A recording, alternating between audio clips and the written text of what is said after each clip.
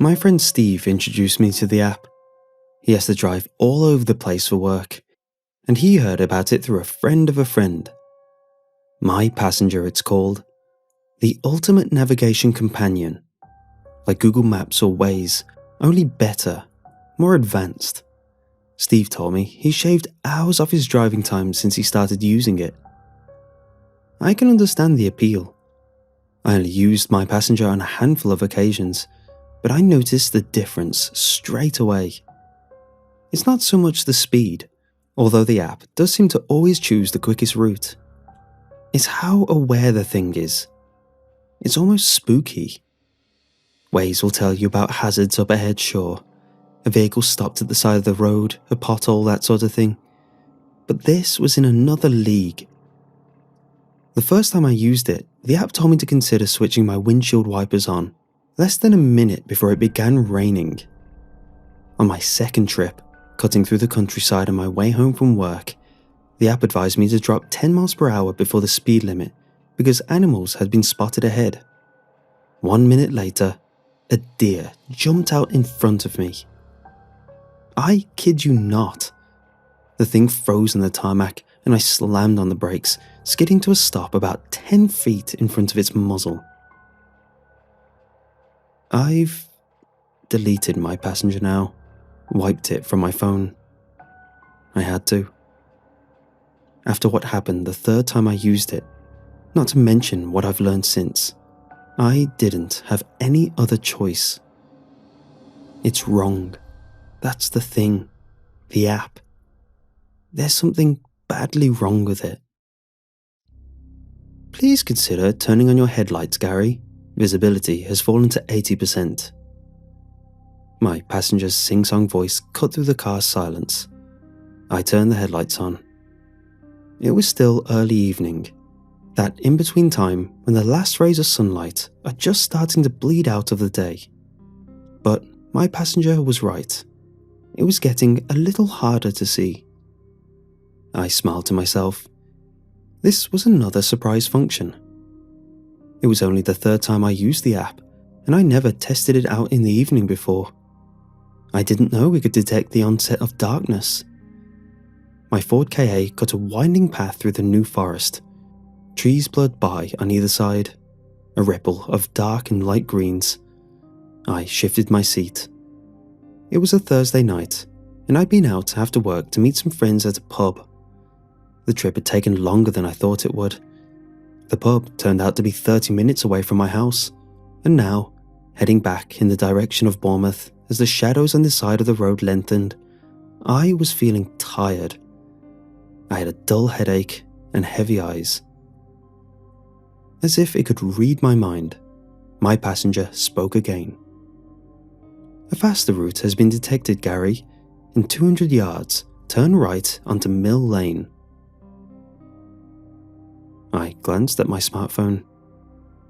It rested in a little holder that attached it to the windscreen using a suction cup.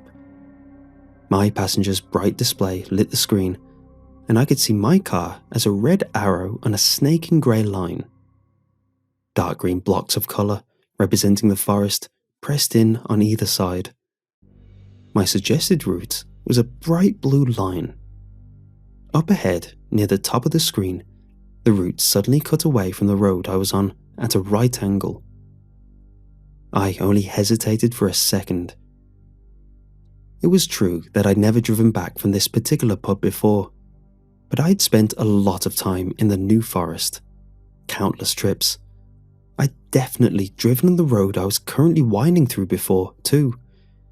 But I didn't recognise the shortcut MyPassenger was now suggesting. Mill Lane rang no bells. Still, what was the harm? The app had shown me new routes before, and it hadn't been wrong yet. I slowed the car and indicated. Pointless, of course. I hadn't seen another car for 15 minutes, but a force of habit. The right turn came up so suddenly I almost missed it. Mill Lane was a narrow opening in the road, a road that seemed to be more gravel than tarmac. The trees crowded closer on either side too. Please consider putting your headlights on beam, Gary. Visibility has fallen to 40%. My passenger wasn't wrong. Mill Lane was dark. The tops of the trees joined together above the road, creating the effect of a shadowy tunnel. A dark green passage that was rapidly fading to grey. I took one hand off the wheel and rubbed my eyes. My heartache was getting worse. It felt like an invisible hand was holding my skull in a steadily tightening grip. I was only rubbing my eyes for a second at most, but when I took my hand away from my face again, I was forced to grip the wheel, hard. I twitched my hands to the right, correcting the car's course and narrowly avoiding the trunk of an oak tree. Stupid idiot, I thought, and then after that, shortcut my arse. This was the problem with sat-navs. Sometimes they were so bloody concerned with the fastest route that they'd practically take you off road to save 30 seconds. Mill Lane was not going to be any fun. I already knew that. I'd been hoping the road might widen out the further along I went, but that didn't seem to be the case. If anything, as I slowed down to take the first bend, the trees seemed to press in closer on either side. Their branches reached towards me like fingers. Any closer and they'd be scratching the paintwork. Up until this point, I thought MyPassenger was different. The app seemed to be very aware of driving conditions as well as speed, but maybe I'd been wrong after all. I squinted in concentration, doing my best to ignore the headache. Rounding another tight bend in the road, I was suddenly aware of just how quiet things were. I could hear the hum of the engine and the crunch of my tires on the road's gravelly surface. But nothing else. No other sounds at all. Not completely unusual, of course. One thing I like about the New Forest is how peaceful it is. But the start of my journey had been different. When I left the pub, what now seemed like an age ago, the road had felt full of life. Birdsong, the roar of a tractor in a nearby field, the wind in the trees. Turning off into Mill Lane, though, it was like I really had entered a tunnel.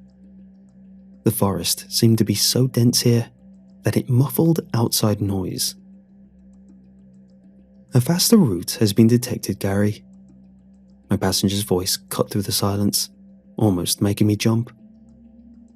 In 200 yards, turn left onto Twilight Avenue. I frowned. Twilight Avenue? It sounded like a made-up road name. Sure enough, though, when I glanced at the app, it was there, a tiny grey line snaking off from Mill Lane into that mass of dark green. My blue route marker had been corrected to follow it, but this time I wouldn't be making the same mistake again. Twilight Avenue? I muttered under my breath. Can get lost. The sound of my own voice reassured me.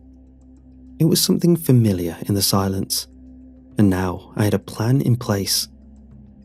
I'd ignore any more shortcuts and follow Mill Lane until it emerged onto a bigger road. If it took longer to get home, so be it. Driving on these narrow tracks was no fun. As if to illustrate the point, my car thumped over an object in the road, something I hadn't seen. Probably just a small branch. But my eyes flicked up to the rearview mirror just the same. And I felt my breath catch in my throat. A woman was sitting on the back seat. Her face, which was half obscured by a tangle of dark hair, filled the mirror. I screamed. Twigs suddenly began to rattle against the car's left-hand side, and my tires bumped along the road's muddy verge. I jerked the wheel to the right. My eyes flicked to the front windscreen as I desperately corrected the car's course, and when they flicked back to the mirror again, the back seat was empty. No one there. I put my foot on the brake and brought the car to a sharp stop. I could feel my hand shaking. Sweat ran down my back. My face was hot and itchy. I pulled in long, deep breaths, trying to slow the rate of my heart. I began to count to 3 in my head, then gave up when I reached 2 and turned around in my seat. Nothing. The back seat of my car was still empty. There was no sign of the woman. You imagined it, that's all. I ran my hand over my sweaty face and through my hair. You're tired and you have a headache and you creeped yourself out. That's it, right? It was MyPassenger that answered. In 150 yards, turn left onto Twilight Avenue. Get screwed. I put the car into first gear and began moving again. All I wanted now was to get home as quickly as possible. But I wasn't going to turn off onto any more narrow lanes. Screw that. I wanted to get as far away from these windy roads as possible. My hands were slick on the steering wheel as I drove. My heart thumped high in my neck. The headache was much worse now too. A low, sick pressure in my skull. It felt like my entire head was being compressed. In 100 yards, turn left onto Twilight Avenue. I eased the car into second and rounded another bend. The road grew narrower still. Trees crowded in. They were so close now that their outermost twigs kept tapping against my wing mirrors. Outside the car, the world had darkened to a deep shade of grey. It seemed too dark, somehow, unnaturally so, as if the trees lining the road had been planted with the sole purpose of blotting out the sun. As I pushed the car into third gear, I had the horrible feeling that I was being watched. You're just tired, I muttered to myself. You're tired, you have a headache, and you imagine something that wasn't there. There's no one there.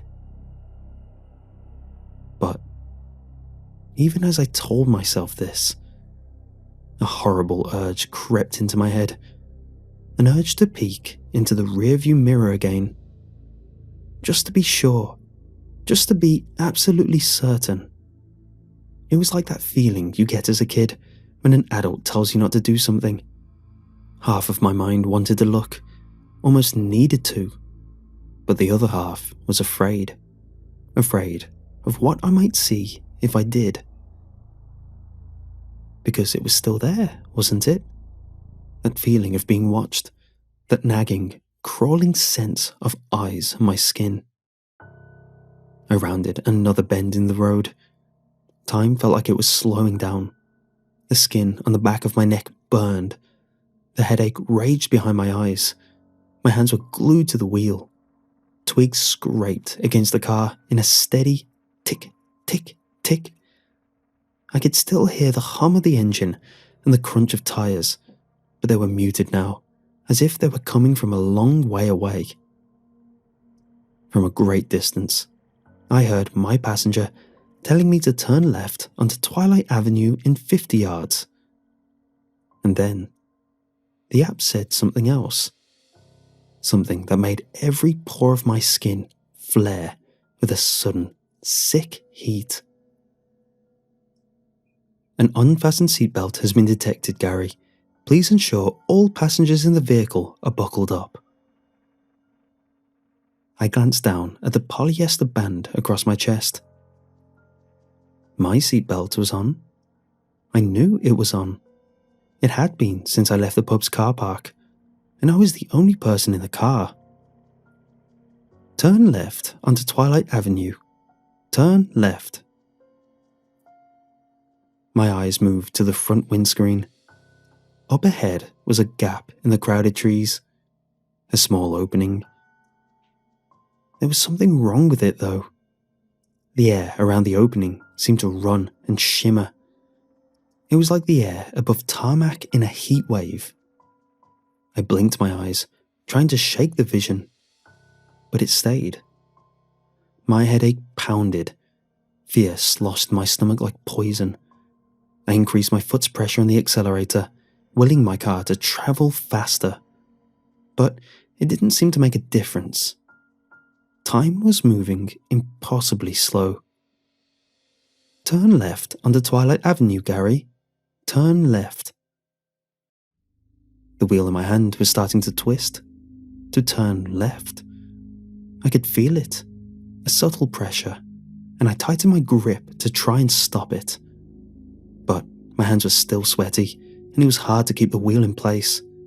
The tendons of my forearms stood out as the car began to drift to the left-hand side of the road, towards the opening in the trees that we were now almost level with. A defense barrier in my mind seemed to crumble. Terror like I'd never felt before, and I hoped to never feel again, surged through my body.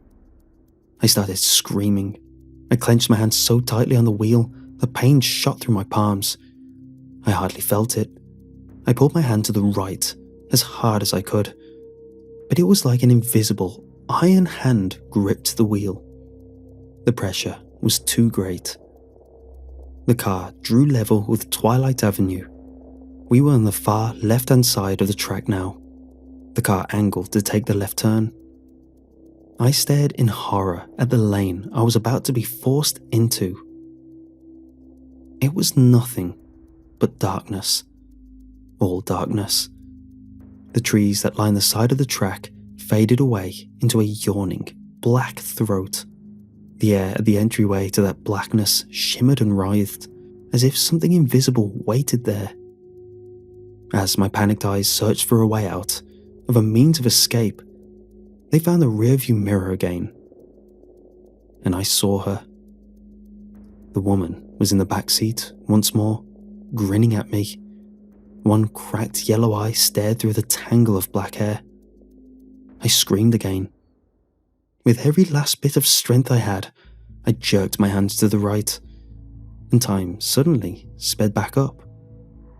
The force of my action didn't budge the wheel, but it did cause my sweaty left hand to slip. My palm lost its grip and flailed through the air, knocking into the phone holder on the windscreen and dislodging my phone. It tumbled out of its cradle and bashed against the driver's side door on the way down, before disappearing into the footwell.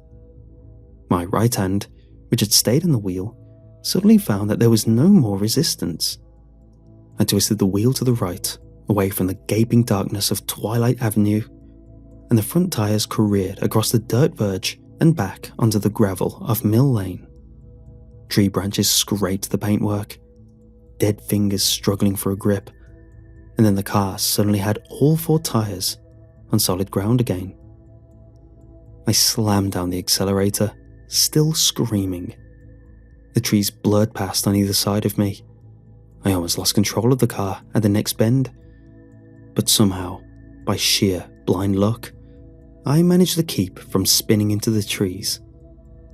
When I finally worked up the courage to glance in the rearview mirror again minutes later, the woman in the back seat was gone. The first thing I did when I got home was delete MyPassenger, wiped all traces of it from my phone. I called in sick for work the next day and spent the entire weekend locked in my house, not answering the landline, not speaking to anyone. I did do some Googling. I managed to find Mill Lane on Google Maps easily enough, but there was no trace of Twilight Avenue. It didn't exist. There were no roads or tracks leading off from Mill Lane at all, for that matter.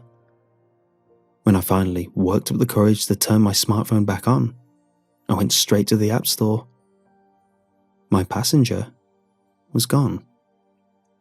I couldn't find any trace of the app anywhere. I suppose I might have given up there. I guess, with time, my exhausted and frightened mind might have been able to convince itself that what I saw on that drive wasn't real, that it was all just a product of tiredness and a bad headache. But then, on Monday night, I got a phone call. That same phone call that prompted me to share this story. It came from Steve's wife. She wanted to know if I knew where he was. She said he'd driven off to the pub to meet some friends straight after work, and he still wasn't back. She said she was starting to get worried. That was 2 weeks ago now. Steve never came home, and no one has seen him since.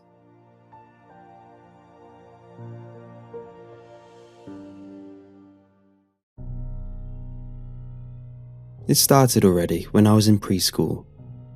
I cannot say why exactly, but all of a sudden I got it in me that I didn't have a left arm. I'm sure it is normal to some extent. I was, after all, extremely right-handed.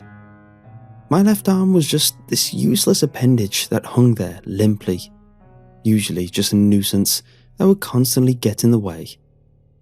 I'm pretty sure I at some point had control over it, that I could willfully move it, but as my conviction grew stronger, what little motoric functions were left, no pun intended, dwindled into obscurity. By middle school, I didn't use it at all. I didn't acknowledge it at all. In my mind, I only had one arm. I didn't even register it as my right arm. It was just arm. When people asked me if I was right or left-handed, I'd reply nonchalantly, "I'm just handed." When asked if we should take a left or right turn, I'd raise my eyebrows curiously and mumble a meaningless "that way." The very concept of having two distinctly different hands as a way of describing directions was utterly lost on me.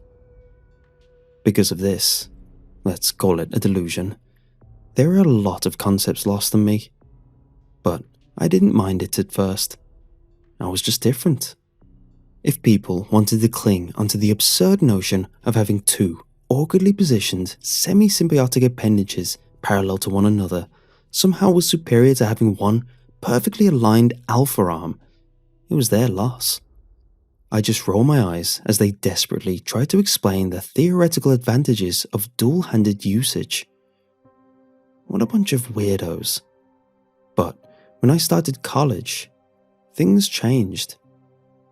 I started getting this phantom pain in my left arm, or non-arm as I'd often refer to it as when describing the sensation to my doctor.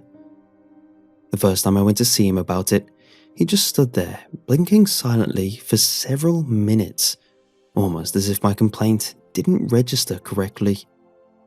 The second time, he just sat there, shaking his head. The third time, he referred to me to the campus counselor and assured me that the phrase phantom pain wasn't applicable to my current situation. The counselor didn't offer much in the way of a solution, but suggested I stop calling it a non-arm. Maybe I should try alternate arm or other arm instead. Maybe there were some suppressed emotions surfacing, or possibly a long-forgotten trauma that needed revisiting. I should do some soul-searching, she said, and then I could come back and talk about my discoveries. She scribbled away in a pink notebook frantically, her alpha arm obviously a well-trained specimen. It was the first and last time I saw her. As the weeks went by, my phantom pain grew to a spectral torment. I couldn't go 5 minutes without wincing, and my tortured grunts would get me thrown out of lecture after lecture. I talked to my friends about it, and although they kept a straight face, I could tell they didn't take me seriously. I never bothered to mention my rather unique view on appendage distribution to them, simply because they wouldn't understand. I'd get the old, see a doctor or talk to a shrink, try cutting it and see if it hurts. How do you handle multiple cutlery? And the likes, but nothing of any practical use. The only advice that held some sort of merit came from my old friend Gladys, who suggested I should start keeping a dream journal. Weird stuff happened in our subconscious, she said, and sometimes it could reveal some hidden meaning. Devoid of any other viable options, I decided to follow her advice and purchased a rather luxurious leather-bound notebook the very next day. I laid it ceremonially down upon my nightstand, along with a disappointingly dull, yet surprisingly expensive pen, and tucked myself in for the old visit to Nod. I wasn't expecting much, mostly because I never really dreamt anything. I sort of dozed off and woke up, the time in between a great big blank nothing. And sure enough, I woke up exactly 8 hours after falling asleep with absolutely no memories of the event. But then I glanced at the notebook sleepily, and what I saw came completely out of left field, pun intended. It was a poem, just a few stanzas, but the handwriting was eloquent and exquisite, like something penned by an angel. I stared at it, at the pen resting in my non-arm. No, it couldn't have been. It was impossible. I yanked the pen from it furiously, turning my gaze to the poem before me. I must confess I feel forlorn, my being lost in sands of time. I failed to act except to mourn. Existence was my only crime. While the quality of the composition left a lot to be desired, I had to admit I was impressed, if just slightly unnerved. It was a soft cry for attention, and for the first time, I almost felt like acknowledging its existence. But I was sure that given the chance, my right hand could do better. The next few nights, I set out to prove that theory, leaving my notebook on the right side of the bed. But to my disappointment, the pages remained empty, and I was forced to face reality. My non-hand wrote better poetry than my alpha hand. For weeks and months, I kept the notebook away from my non-hand, I guess to punish it, or maybe to ignore its talents, or simply to deny its existence. But the phantom pain was excruciating, and some nights I would wake up drenched in sweat, the non-hand firming griply the alpha hand around the wrist, perhaps in an attempt to strangle it. It became increasingly apparent that it wouldn't let this notion of vigor go, so I was eventually forced to return the notebook, awaiting the result anxiously. As I had expected, I awoke to freshly written stanzas, forming some manner of understandable message, but I couldn't find it in me to read them thoroughly. I suppose I dreaded the effect they would have on me, on my right hand, on my general way of life, so I tore out the pages after every night, letting the crumpled paper balls fill up my trash can like some egregious mountain of disappointment. The phantom pain came and went, but it remained manageable for the most part, so I made the mistake of just ignoring it. A terrible mistake. I woke up screaming, the pain shooting up my right arm so extreme that I nearly fainted the moment I regained consciousness. I don't know how, but somehow I'd slept through most of it. It was like my non-hand, left hand, had taken control of my pain receptors, ignoring the torment just up until the point it wanted me to feel it. I looked down at the mangled mess that had once been my right hand, my alpha hand. The pen had torn into it ferociously, ripping the skin in ways I hadn't thought possible. Most of the forearm was fleshy pulp, and the palm of my hand had several gaping holes. After the initial shock and horror, I managed to roll out of my now blood-covered bed, and soon enough the campus security came to my aid. If they'd been there just a minute later, I would probably have died from the blood loss. The arm couldn't be saved. The damage was so severe that they had to amputate it at the shoulder.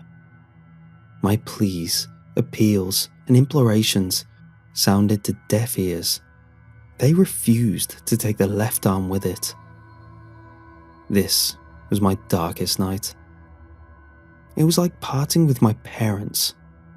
Worse, it was like the most vital part of my life and existence had been ripped away.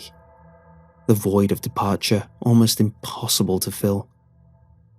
To top it off, it would seem I had to spend the remainder of my years accompanied by its, physically and metaphorically, heartless murderer.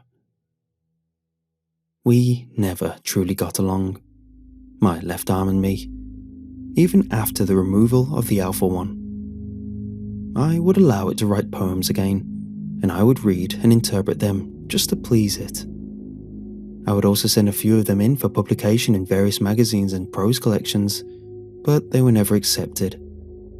I think the rejection slowly but surely got to it, and the poems were getting darker and more depressing, by now having some real Sylvia Plathesque quality to them. But I was never truly worried. Not really. Not until this morning. I tore at the page and placed it neatly upon my desk, as per my usual ritual, and started reading it. Existence is pain, torment, and hell, trapped in a foul, stinking, rotting shell. Thus there is no meaning, life is a lie. As soon as you're sleeping, we're both gonna die. After shaking my head at the banality of the message and subpar flow of the lines, I came to realize the terrible implications of it. There is no way around this, and I know it. I've never been able to talk it out of anything. If it wants us dead, it will see to it. End of story. So, I have to do it, guys. There's no other option.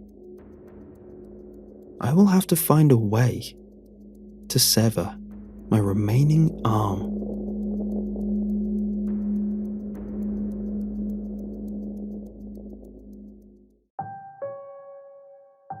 The year is 2019.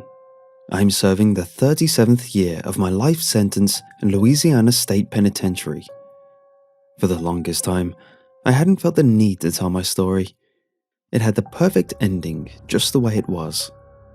But now I feel that it is time for me to come forward with everything. I'm not getting any younger after all. In 1982, unemployment was soaring and finding jobs was next to impossible. Now, most 20-somethings would be ecstatic and grateful to know that they have a cushy job at their father's Fortune 500 company. But I won't lie, I couldn't stand the man.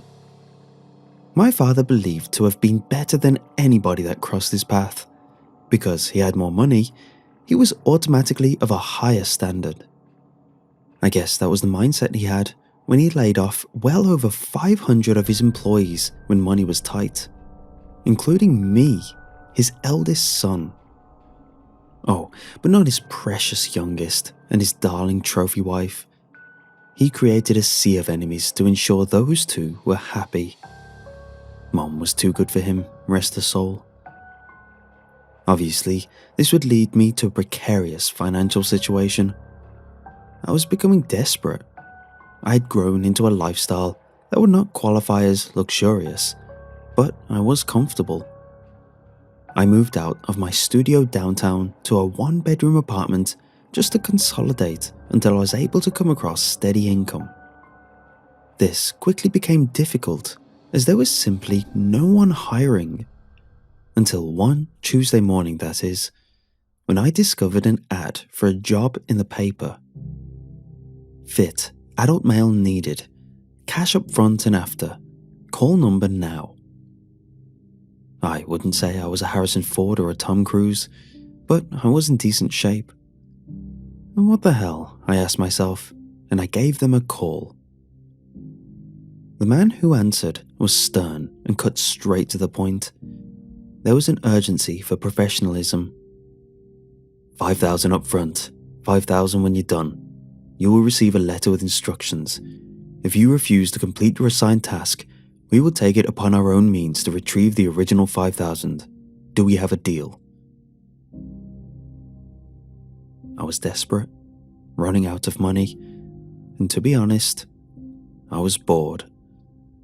"You have a deal. Grab a pen to jot down my address."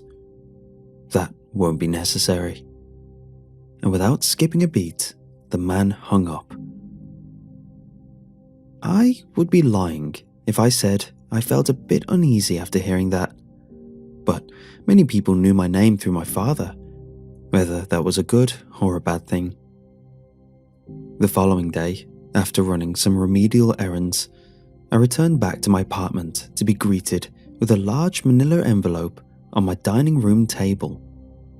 The inside of the envelope contained 3 items: a small letter, $5,000 in cash as promised by the phone call, and a walkie-talkie. Puzzled by the walkie-talkie, I began to read the letter. It read, "You are to board and ride the boat docked at Tick 4 Mariner in 3 days. The boat is black with exactly 3 white lines painted on the right side. You will leave at midnight. No later, no sooner. Ride the boat in the exact direction it is facing when you arrive. Do not stop until you are instructed to do so. All communication will be done through the device you received in your package. Upon completion of your task, your additional $5,000 will be delivered. If you no longer wish to complete the task, place all 3 items back in the package so we may retrieve it later in your mailbox. If you wish to go through this, we will assume your acceptance of the task if there is nothing in your mailbox by midnight tonight." Obviously, this was a lot to take in. What could possibly be asked of me to do? But $10,000 was quite a lot of money for 1982. I could hit the hard reset button on my life and really turn things around. I thought to myself, what is the worst that could happen? I called my cousin, who was my closest friend at the time, to ask him what he thought. This was the 80s, and things were much simpler. If there was an opportunity to make $10,000 in a single night, you took it without hesitation. He talked me into a calmer state of mind, and I felt much more confident about my decision. In just 3 days, I was going to be $10,000 richer. The next few days blew by. I spent my time planning on how I was going to spend the $10,000. A down payment on a house probably was the most responsible thing I could have thought of, but naturally my mind wandered to more exciting things, like a bike, a new car, or even a record player. Mom always loved to play me the Beatles. It was 6 p.m, the night of the big day. I had both a mixture of excitement and nerves. As I was packing a brown bag with something to eat, I received a call. It was my cousin. "Hey, I've been trying to get a hold of your dad the past couple of days now. Have you heard from him?" I told him I had not, and that it wasn't uncommon for him to go off the grid for extended periods of time. When you're the CEO of a large corporation, you make your own hours and you take as much vacation as you'd like. Not like I would ever be on any with him, but still. We exchanged some pleasantries until finally the phone call had ended. I passed the time with some chores around the house. Nothing exciting. The drive only took me about 20 minutes. When I arrived, an uneasiness settled in. I couldn't quite put my finger on what it was, but it was there. The boat was right there waiting for me. Not an issue. However, I had very little experience operating a boat. My dad let me do it once when I was like 10, maybe 11. He yelled at me 30 seconds in and didn't let me operate it ever again. Damn boat was more precious to him than me. I clicked the walkie-talkie to inform them I was here. "Go straight until we tell you to stop. Keep your light on." Seemed simple enough. I hopped in, turned on my searchlight, and went straight. I went about 10 minutes until I heard the walkie-talkie. "Stop. We will arrive shortly." After about 10 minutes of waiting, a boat, nearly identical to mine, arrived on the left side of my deck. 3 men, dressed head to toe in black, including cheap ski masks, were all aboard their boat. They tossed the rope over to my side to tie around the side hook to keep our boats touching. They put 3 wooden boards on top of our boats to form a bridge, which they then slid 3 large wooden boxes over to my side. Each one must have weighed well over 100 pounds, one of them being at least double that. I guess I see why they said they needed a fit male. After I slid over the boxes and settled them on the floor, one of the men handed me a fairly large toolbox, which I could feel was loaded with just about every tool imaginable. They then proceeded to slide all 3 of the boards back onto their boat. They pointed to the rope and gestured for me to untie it. I obliged, tossed the rope back over, and they sped off without saying a word. A weird encounter for sure, but I figured that the hard part of the job had been over. Carry some heavy boxes to shore, right? I sent a message through the walkie-talkie. I have the boxes in the toolbox. Where should I deliver it? Open the toolbox, remove the crowbar, and open the top of each box.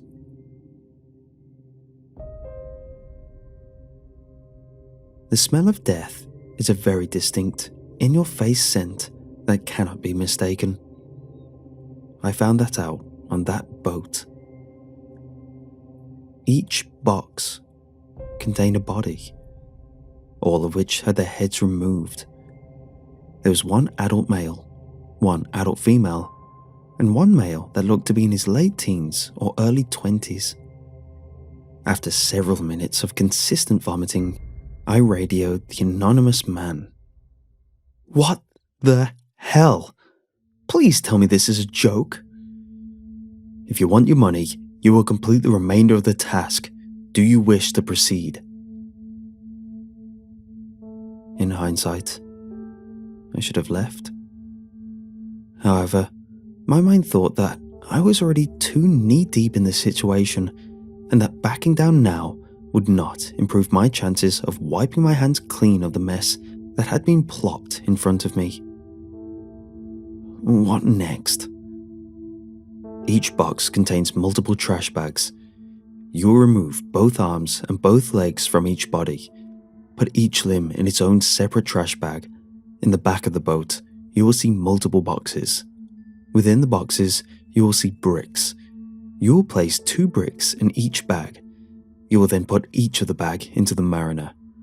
After the limbs, you will put the torso back into the box and fill the boxes with bricks to the brim. After this, you will throw it all into the mariner and your time on the boat will conclude. Do you understand? Naturally, my first instinct was repulsed. I quite simply could not find the words to describe how I was feeling in that moment. This must have been a dream, right? Do you understand? Yes, I quickly responded. Again, I felt that I was already too knee-deep. If I do the job right, I should be fine, right? The toolbox came with every tool imaginable. I grabbed the saw first, and I decided to start with the biggest body. It was a male, north of 175 pounds, I would say. There was so much blood. With each rake of the saw, a unique crunch rang in my ears. Each time I would remove the saw from the wound, a different squirt of blood would come out. As sick as I am saying it, I can't help to admit, I almost enjoyed it to a degree. The adrenaline rush surpassed anything I had felt before. After about 3 hours of what turned out to be the best workout of my life, each limb was placed in its own trash bag along with 2 bricks, and each box filled to the brim with bricks. Each body part was safely on its way to the bottom of the mariner. It's done. Return to the dock. Your money will be at your house upon arrival. Job well done, Enjoy the show." As if the whole experience wasn't off-putting, something about that last comment made me feel uneasy.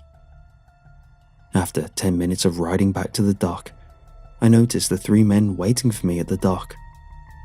Upon arrival, they were silent and business as usual. They watched as I reached my car, still covered head to toe in blood. It must have been 4 a.m. at this point. All I was hoping for was that I wasn't going to be pulled over. I saw the men pile into the boat to what I assumed was going to be a cleanup job. I turned around and headed back onto the highway. Bang! In my rearview mirror, I saw the boat exploded, flames roaring into the night sky. I guess I was somewhat relieved, considering the evidence was gone. Finally, I was home. I walked in the front door and sprinted to the bathroom. I felt that a deep cleanse was necessary before anything else. After a shower that felt like hours, I threw on a fresh pair of clothes and returned to my kitchen. I was starved. I walked in and noticed another manila envelope, same as the first on my counter. This one was much thicker than before. Like the last one, there were 3 items within it: a letter, $5,000 as promised, and a videotape with a sticky note reading in big, bold letters, "Play me. Thank you for your service. You have done us all a favor. Enjoy the show."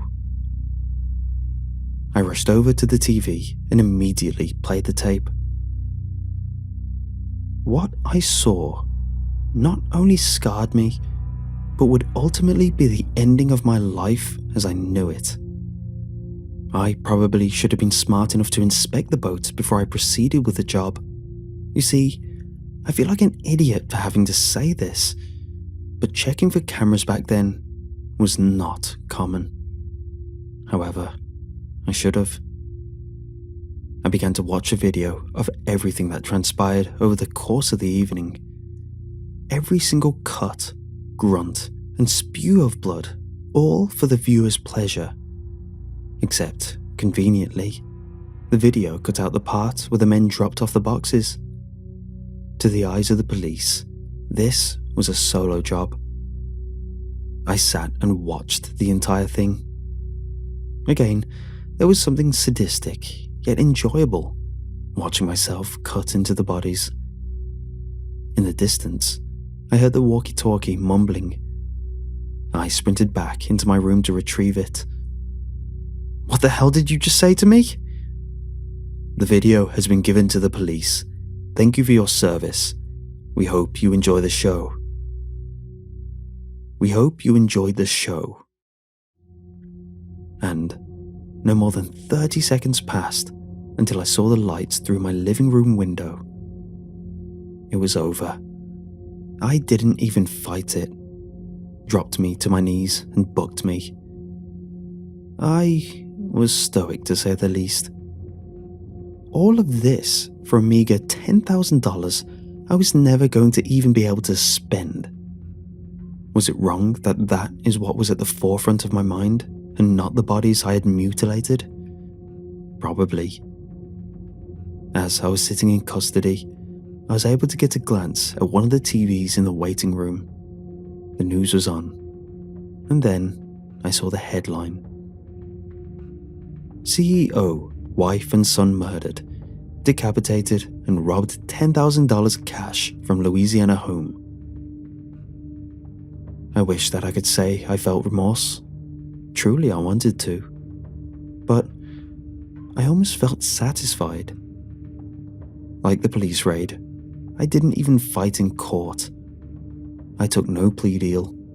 I felt that what I was getting was deserved. Trust me when I say that anyone would pay a life sentence to experience what I did.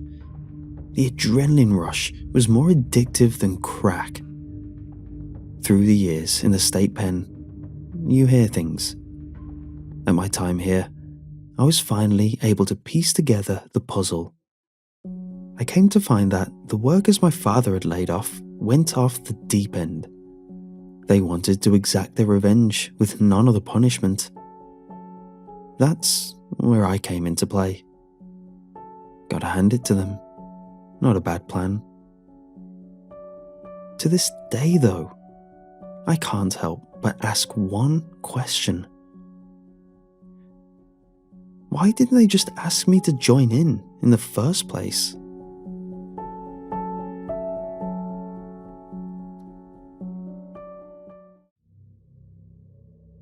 My past occupation wasn't very legal, to say the least. I used to work in an underground organisation that specialised in the creation of artificial animal species. I know what you're thinking. Like one of those ligers that are a cross between a lion and a tiger? The answer is no. That kind of crossbreeding is child's play compared to what we did. I'm talking about mixing insect DNA with bird DNA and then sprinkling a little bit of reptile in there for good measure. You know, the good stuff. Let me tell you a little bit of backstory so we're all on the same page. Our organisation was known as the Progenitor Consortium. Our original goal was to secretly plant new species of animals into the environment which were suffering from overpopulation, deforestation, you name it, and attempt to restore them. Looking back, it's pretty clear that this goal was not viable. I mean, it didn't make sense to begin with. We should have recognized that doing this would create the opposite effect within the natural order. But we were on a roll. So the organization quickly became a hub for creating creatures to suit all sorts of uses. Companion critters, weaponized monstrosities, you name it, we had it. It was a good life too. I made many friends, and the pay was incredible. None of us really questioned the morals of what we were doing. And why would we? Life under Progenitor Consortium was fantastic. Over time though, our efforts became stale. There weren't as many buyers anymore. I remember that day during our lunch break when our director, Griffin Moon, came up to my group during the lunch break to offer us a new project. You know, it's crazy, he said.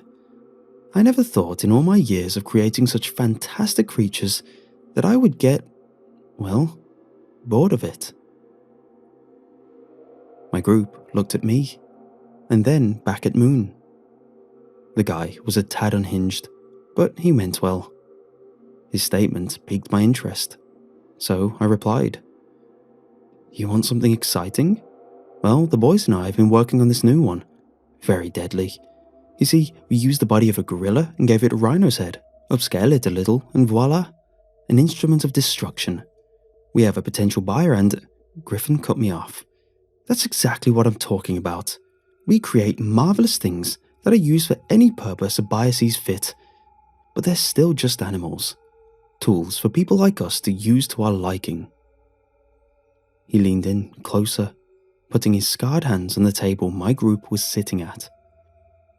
He had been involved in a lab accident caused by this uncontrollable ambition a few years back. I'm talking about creating something conscious, something that can think and feel like any person can. We wouldn't be working as manufacturers anymore. We would be working as gods. I looked down at Griffin's hand as it clenched the table. I had to make sure he was serious about attempting to do the impossible. You're talking about creating a completely artificial, living and breathing human. Griff, look, you're unbelievably ambitious. Hell, is the reason you're elected as our director. But this is insane. What if it's too smart for its own good? Human intellect is dangerous. We of all people know that. The guys at my table started to chuckle. Griffin looked down for a moment. His eyes darted side to side briefly, and then were fixed on me again. If you change your mind, I'll be waiting, he said.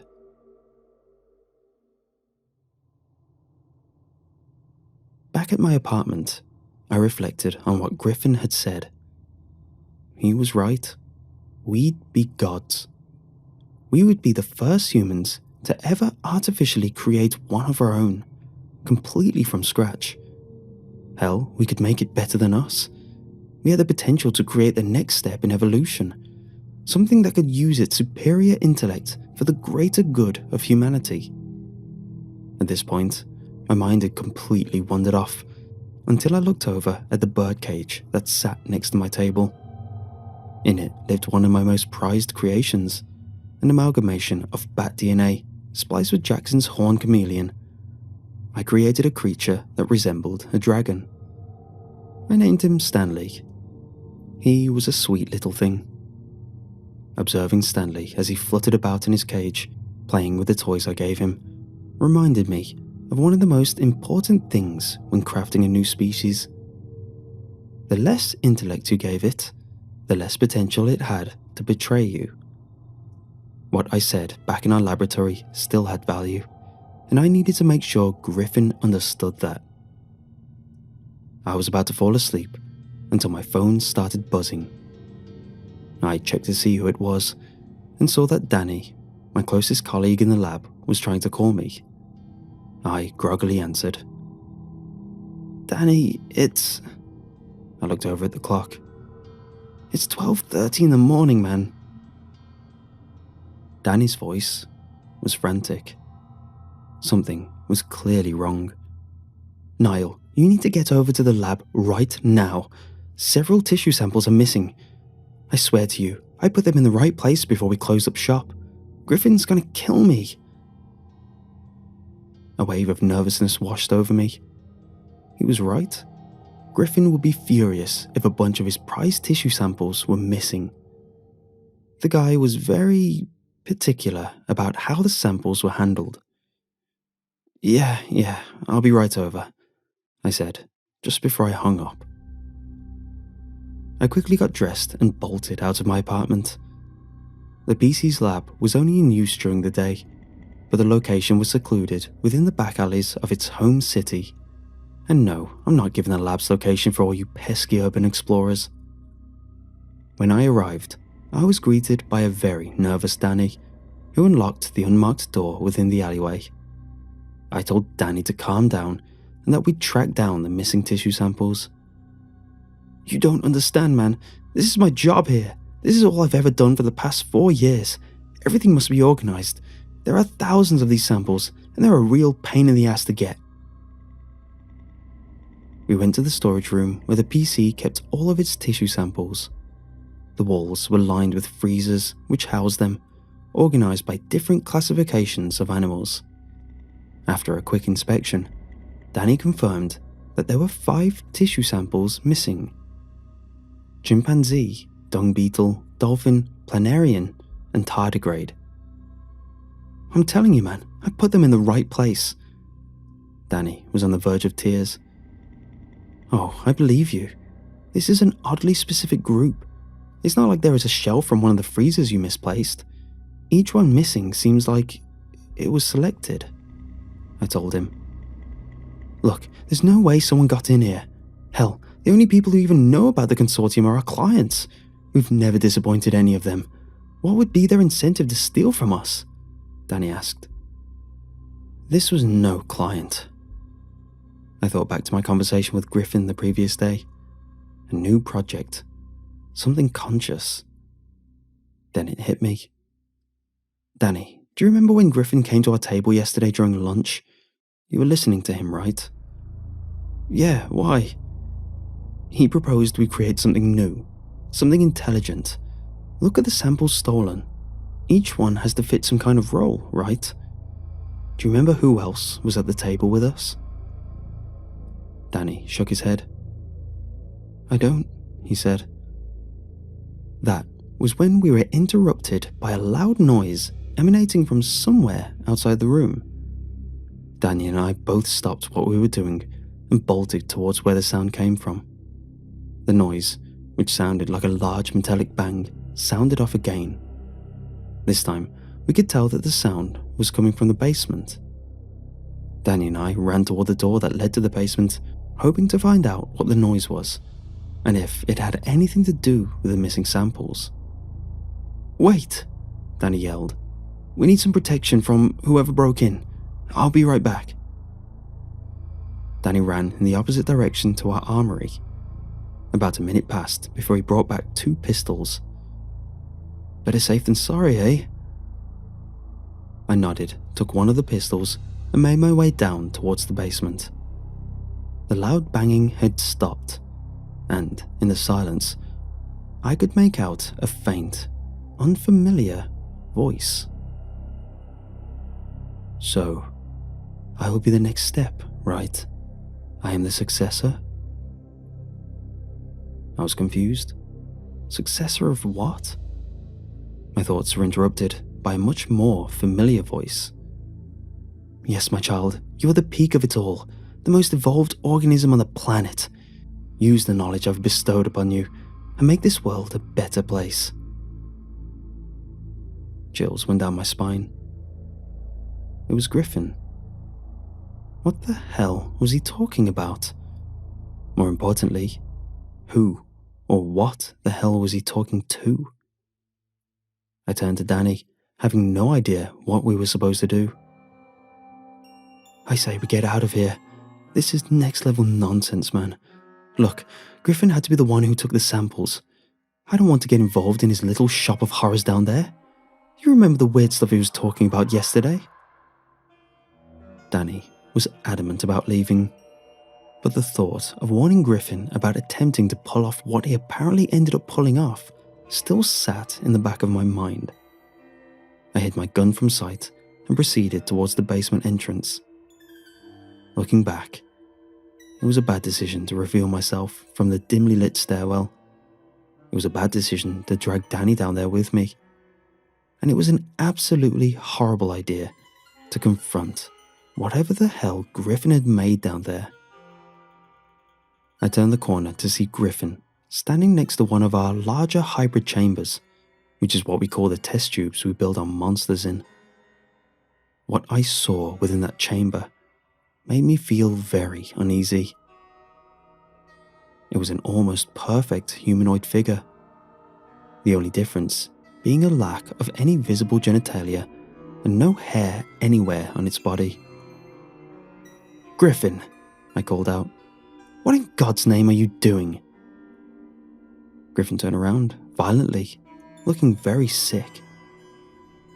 "Niall, Danny, what are you two doing here?" He looked horrible. There was a wire stuck in the side of his head, being fed straight into the cranium of the humanoid figure within the chamber. The being's eyes were locked on mine.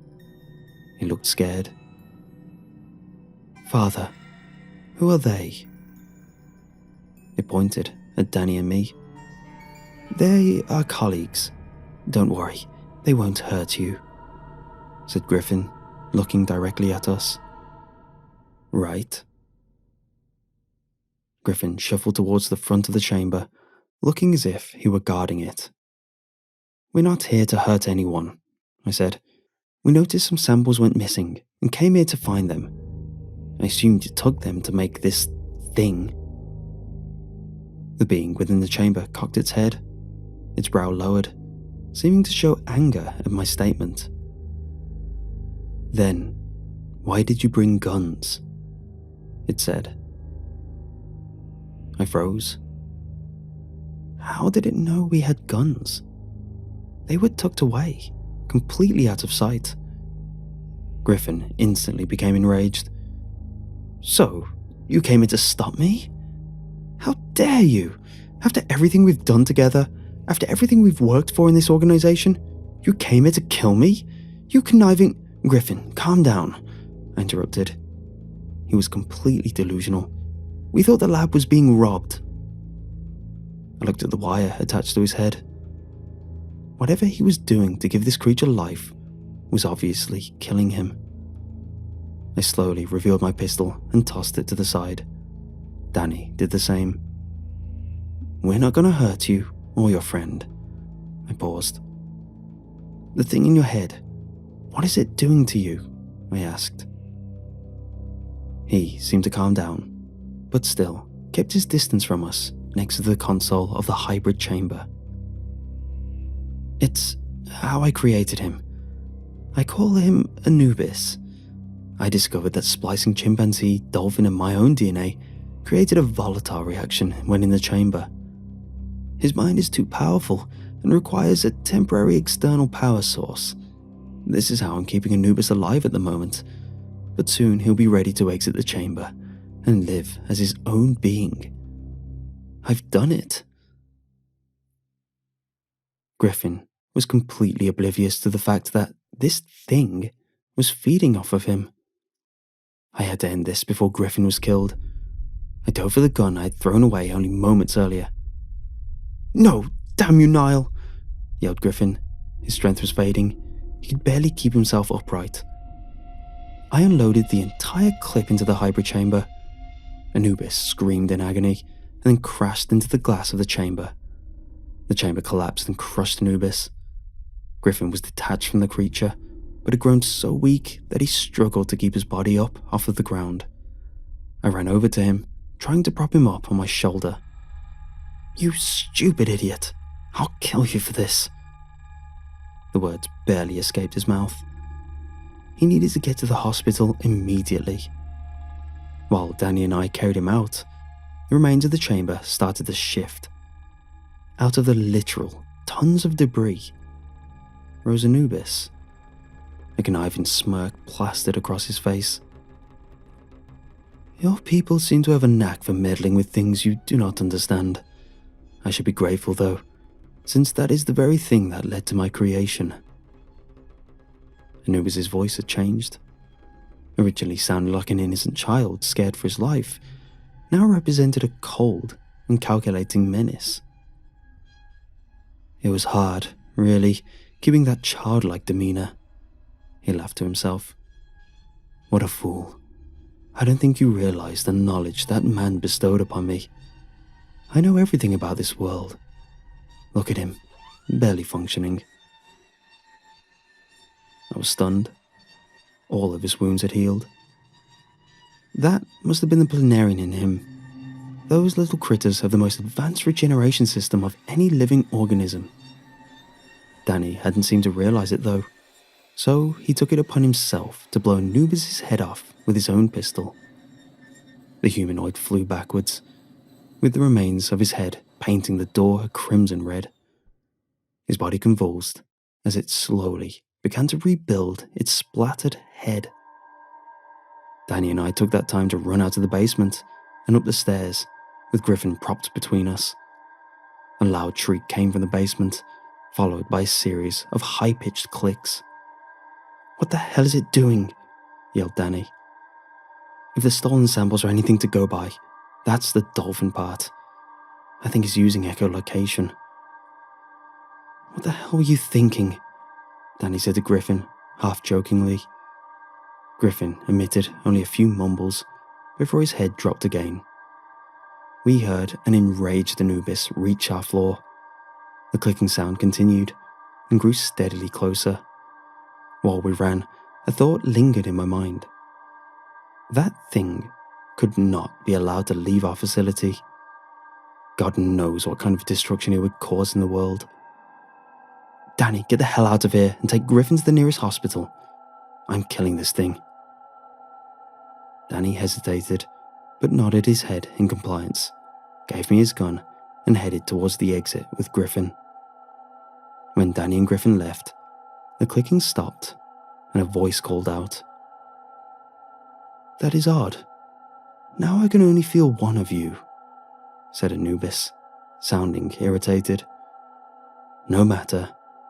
Let's take this time to have a little fun." I ran into the armory and acquired more firepower, grabbed a tactical 12-gauge shotgun and loaded it. The clicking continued. Anubis was toying with me. I situated myself outside the entrance of the armory. The clicking was coming from all around me. It was impossible to find the origin. That was when I heard tiny thud noises coming from within the ceiling. Great, the bugger has crawled his way into one of the air ducts. I waited for a moment. Suddenly, Anubis crashed through the ceiling about 30 feet down the hallway I was huddled in. What I saw next was terrifying. Anubis was on all fours, with the upper half of his head still working to regenerate. His eyes hadn't formed yet, rendering him blind. The clicking sounded off again, followed by his head turning directly towards me. Before you so graciously remove my head again, I want you to realize it did not have to come to this. It would have been much easier for you to leave this place before you entered the basement. Lower your weapon. There is an ending where you get to walk away from this. I kept my gun locked onto his torso. If I shot him enough times, I could scatter his parts across the hallway. There'd be no way in hell to come back from that, right? What do you want to do when you leave this facility? Tell me something that'll stop me from ending you right now, I said. Anubis cocked his still, reforming head and answered, "That's the thing, Niall. You can't end me." I fired 9 double-aught shells into Anubis, cutting him off mid-sentence. What remained was the bloody pulp of his head and torso, with his arms and legs scattered in different directions across the floor. "Right," I said, mocking the desecrated corpse of Anubis. Just to be completely sure I killed him, I used the emergency airlocks within the hallway to seal it off from the rest of the facility. The way our facility worked was that if there was ever some sort of breach, we could close off specific hallways and flood them with neurotoxins. The rooms connected to the closed-off hallways were equipped with secondary doors. That gave me a way to escape the armory. I found the panel for opening the neurotoxin vents and activated it. I quickly left the consortium laboratory and gave Danny a call, telling him Anubis was dead. When I got back to my apartment, I noticed the time was 3 a.m. Was I really gone for 2.5 hours? I went home to sleep, hoping I could go and check up on Griffin the next day. When I woke up the next morning, I tried to call Danny. He was usually at the lab before any of us, so it was odd that he didn't pick up. I got dressed and stepped outside my door, still barely awake. When I went to close my door, I noticed a note taped to the outside of it. The handwriting was barely legible, but when I figured out what it said, my heart sunk. It read, "I'm very impressed with how you dealt with me last night. You are a warrior. That is why you are still alive. Griffin and Danny were not as lucky. Be grateful." 1,000 questions raced through my mind. How did he regenerate from being a scattered pile of body parts? How did he survive the neurotoxin? How did he leave the facility? How did he find Griffin, Danny, and me? Most importantly, where was he now? When I made it to our facility, I noticed 2 employees standing outside the alleyway door. "What the hell is going on?" I asked. "We saw the security footage. Your fight with that thing the director conjured up. When you left the facility, it managed to build itself back together within the hallway you blocked off. We have no idea how, but the neurotoxin did not have any effect on it. It then managed to rip off one of the airlocks with its bare hands. We have no idea where it went. There's a team in there now clearing out the neurotoxin. Nobody's allowed inside yet." I stood there, completely dumbfounded. Anubis was capable of removing an airtight door that weighed almost a ton. He survived being blown to pieces, used echolocation to hunt, and didn't even need to breathe. There was only one thing still unknown: his intentions. I decided to take the day off and recuperate in my apartment. When I reached my door, I saw that there was another note attached. I went to read the recognizable, yet barely legible writing from earlier. There were only 2 sentences. I am going to have some fun in your world. Thank you.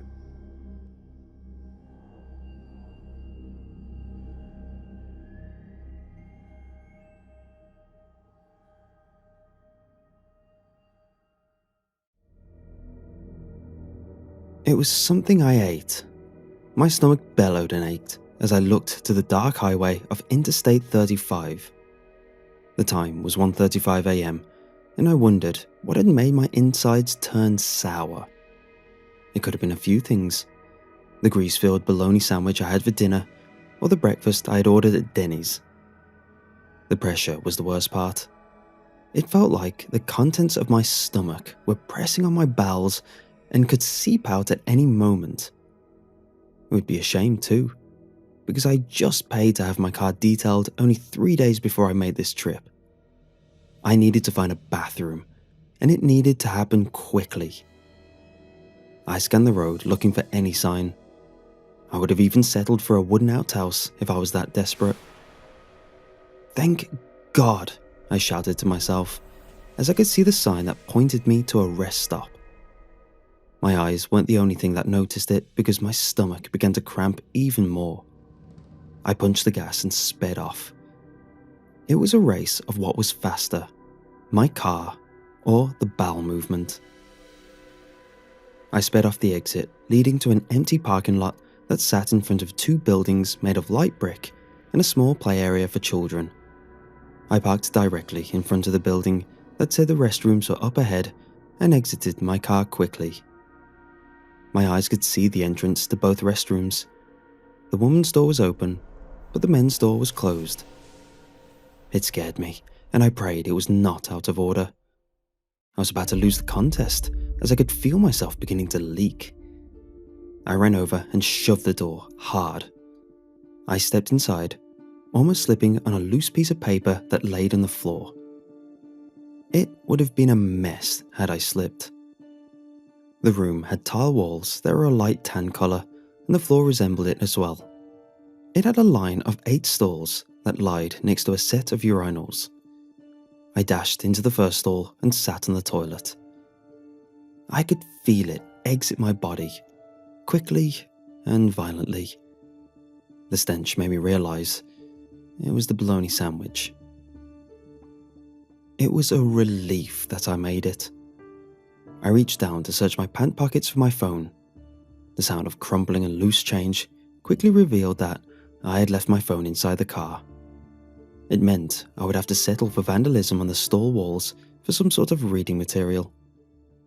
"Ryan C. screwed your mum," I read out loud. I didn't know many Ryans, but this one seemed like a class act. It always made me wonder what ran through a person's mind when they carved such things. I finished my business and wiped myself, then flushed the toilet. I stepped out of the stall into the sink, washing my hands. I looked up to see a small window that someone had scribbled on with Sharpie. It was time for me to get back on the road as I retrieved a paper towel and dried my hands. The trash can sat next to the exit. It was empty. Someone had changed it out some time before I had arrived. The paper rested on the floor next to the door, and I heard it crinkle as I stepped on it to exit. It was strange though. The door would not open as I pulled on it. I tugged on it, but it would not budge. That's when I looked down to the paper and lifted my foot. It was a note written in bold lines. "Lock busted. Do not close door." "You have to be kidding me," I shouted as I tried pulling on the door again. I used every bit of strength I had and attempted to open it, but it remained sealed. I began to bang on it, hoping that someone would hear me. "Hey, can anyone hear me?" I screamed. I walked over to the window and looked around to see if I could escape using it, but it was too small, and there was no way I could fit through it. I looked around to see if I could find a latch, but it seemed to be sealed and made of thick glass. I was stuck in a rest stop bathroom.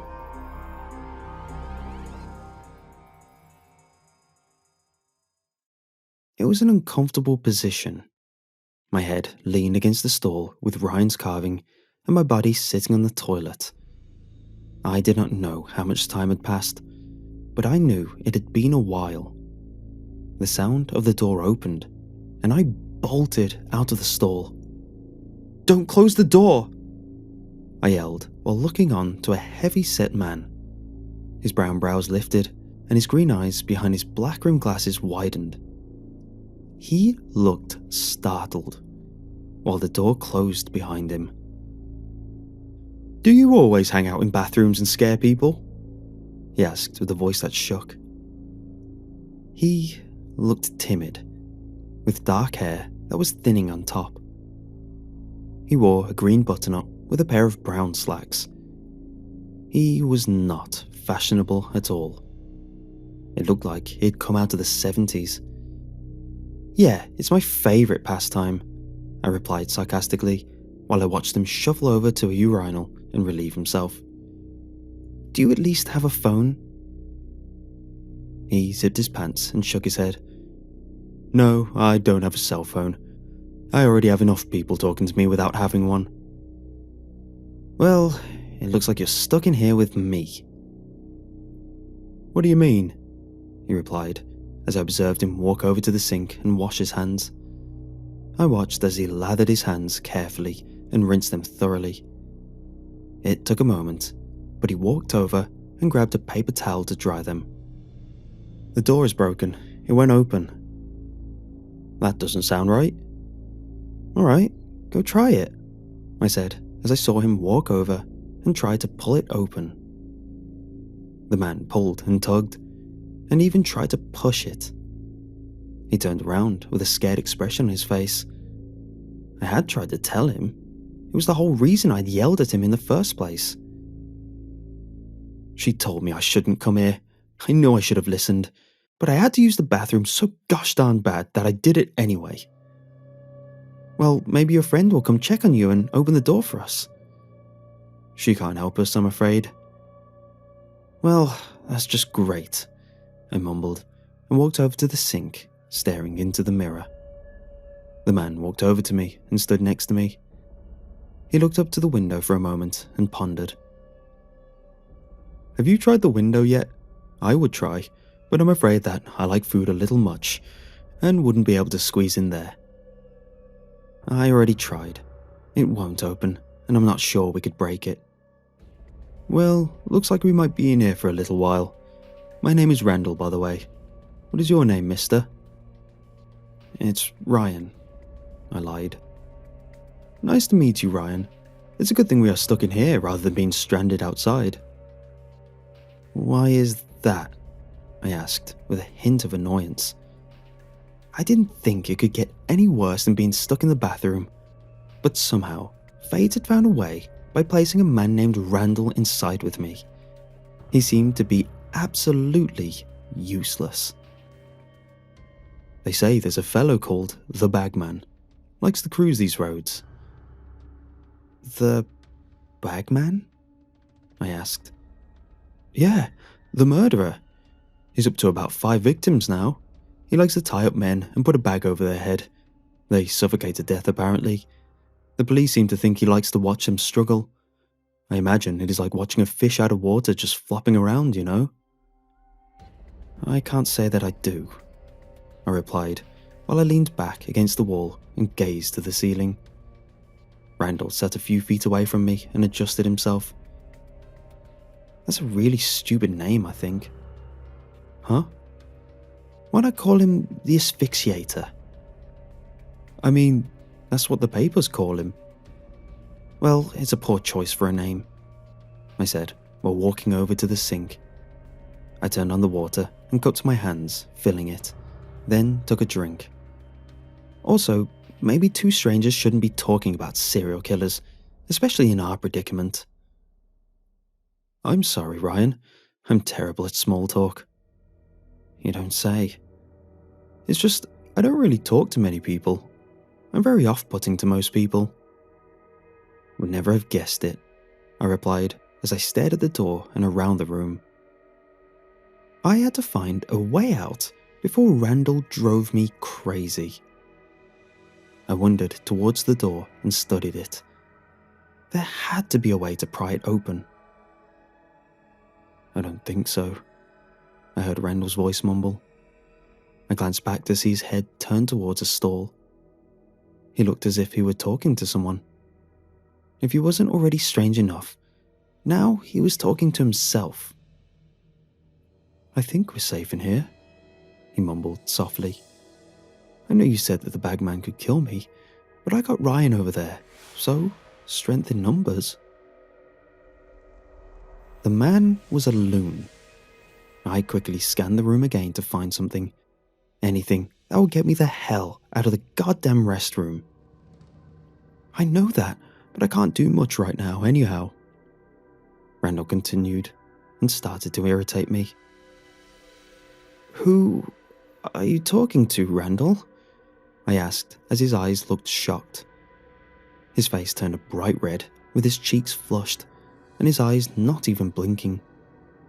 I could tell he was trying to think of an answer, but he kept drawing a blank as he stared at me.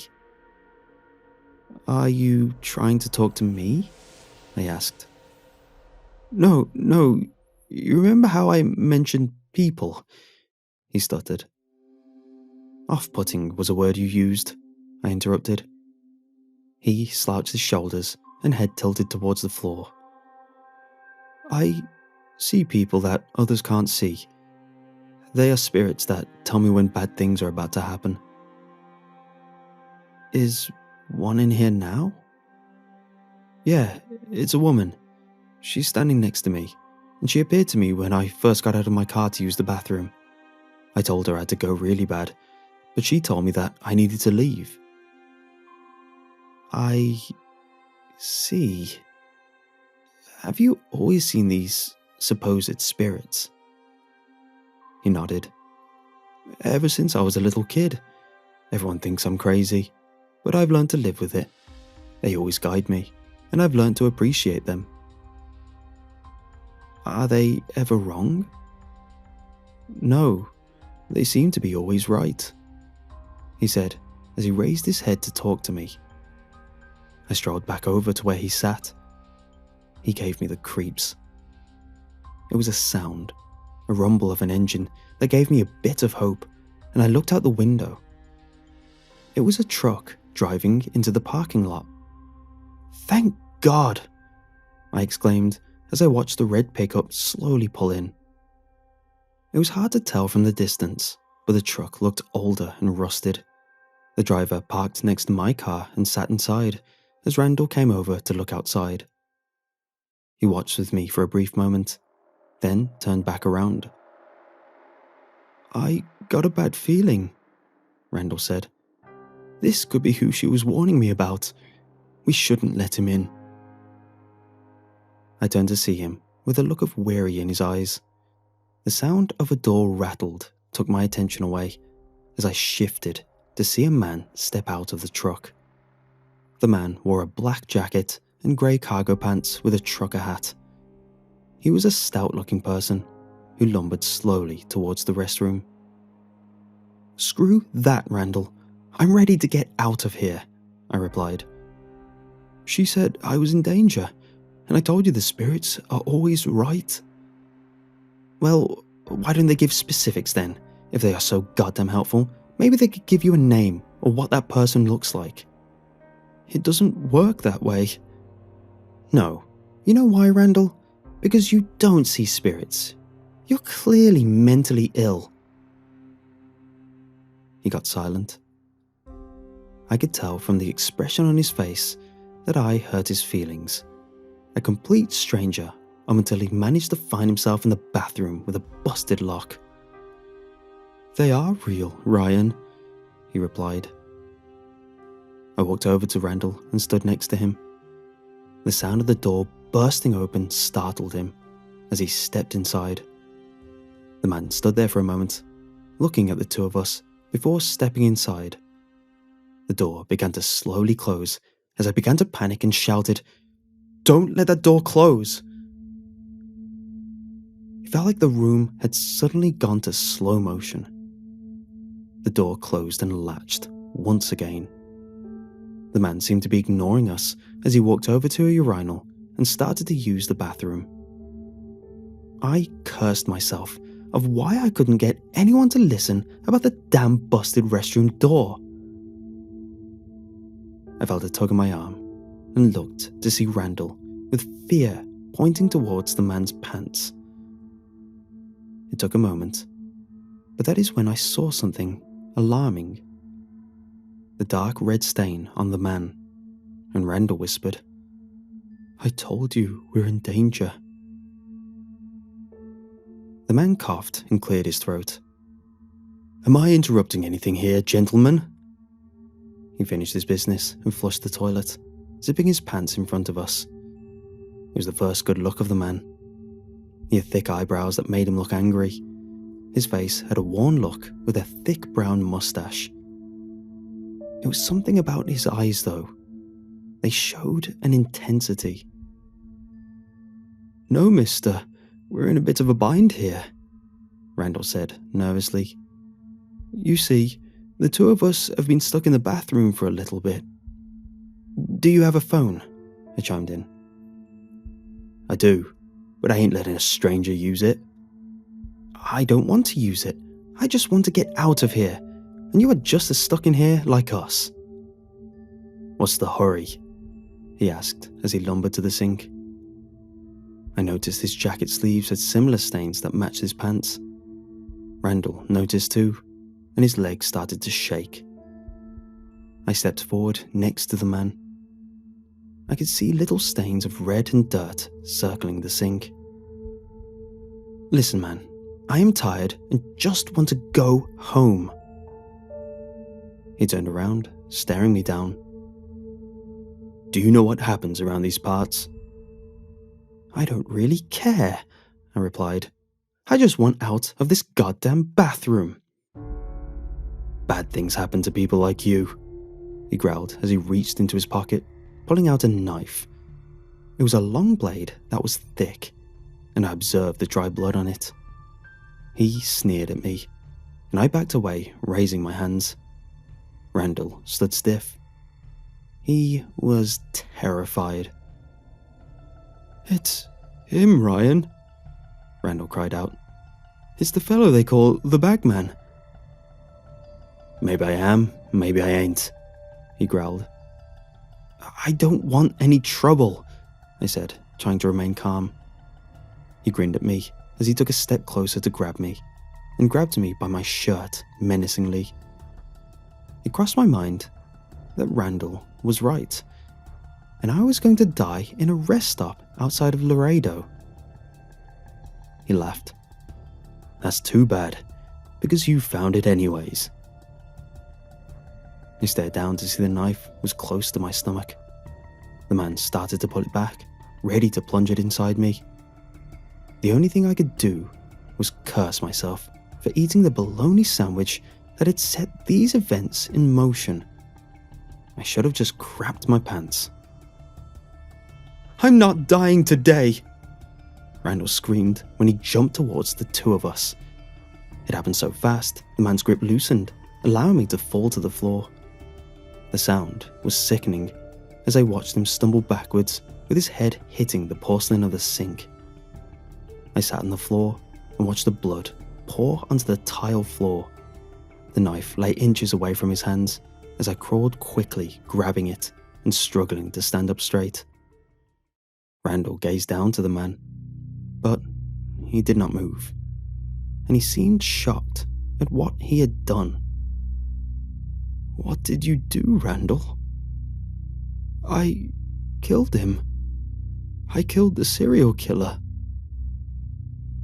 Randall lifted his head up, and the two of us locked eyes for a moment. I gripped the knife tightly and said, "I will pry this door open, hopefully." "What do you want me to do?" "Take off his belt, and if you have one, take it off too."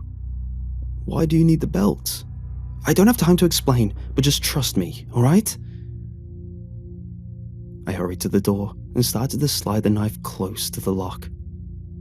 It took a moment and a lot of physical effort, but I could hear the sound of a pop The door now opened.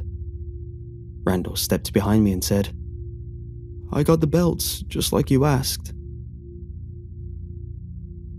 I stood next to him, and he had a slight smile on his face.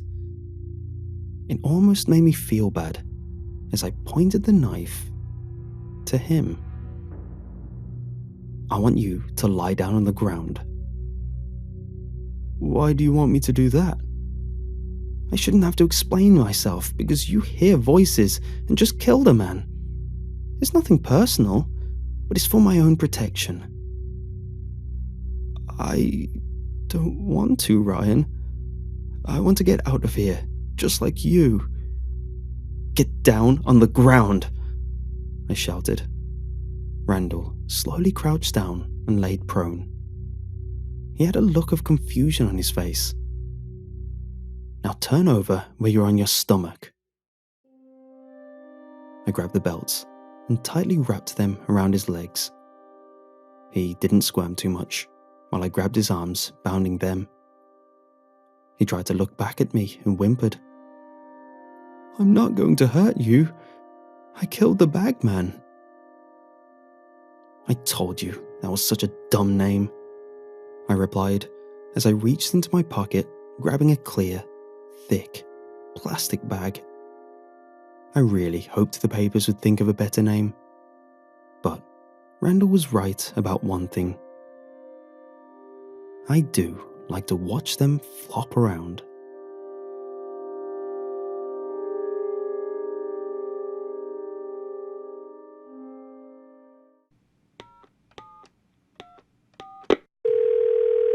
Playing new messages.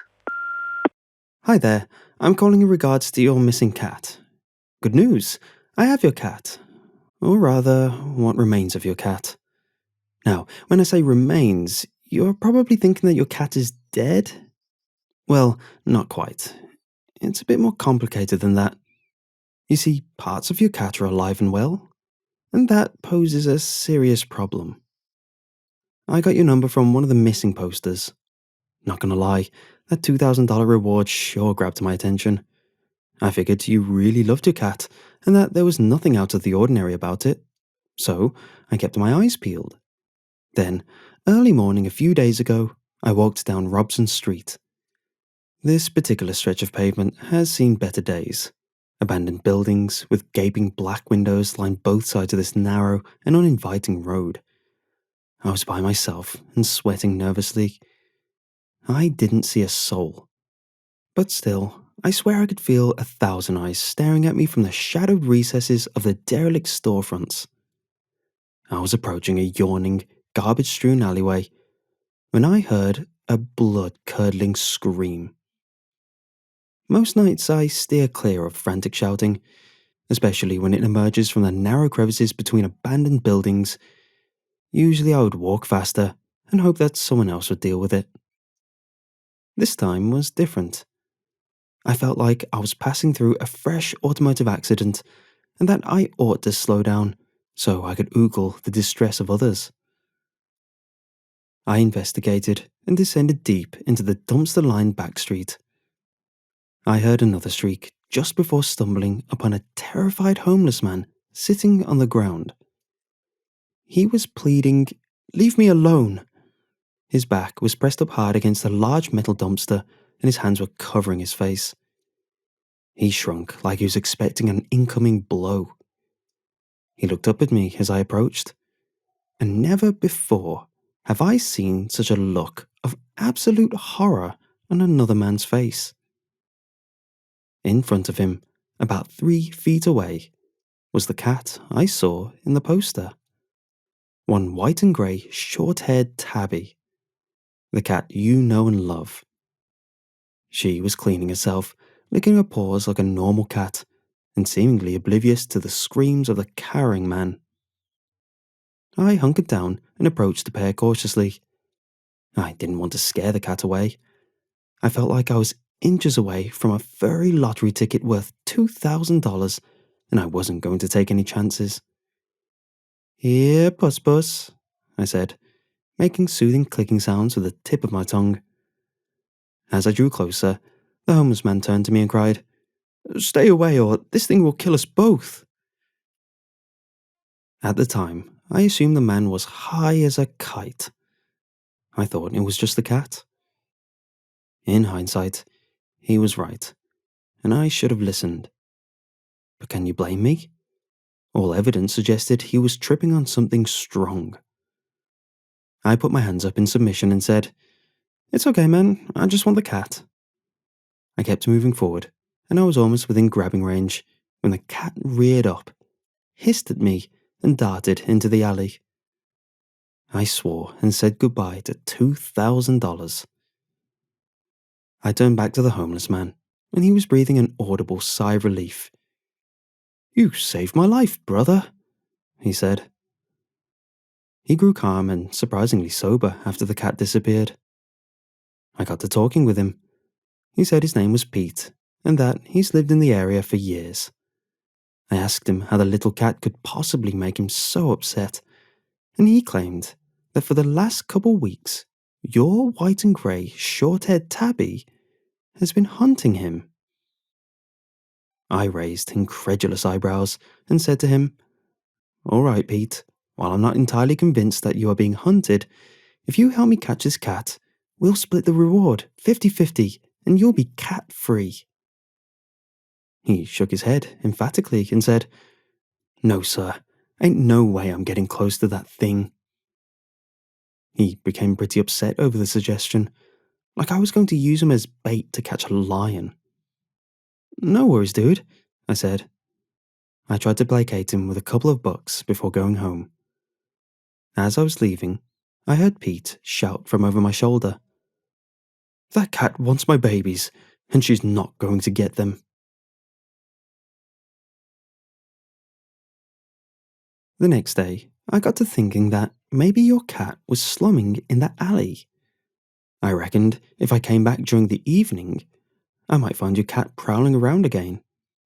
So that night, I returned to the alley, and once more I found Pete sitting on the ground by the same dumpster. He was rocking back and forth and was clearly distressed. He looked to be cradling something in his lap.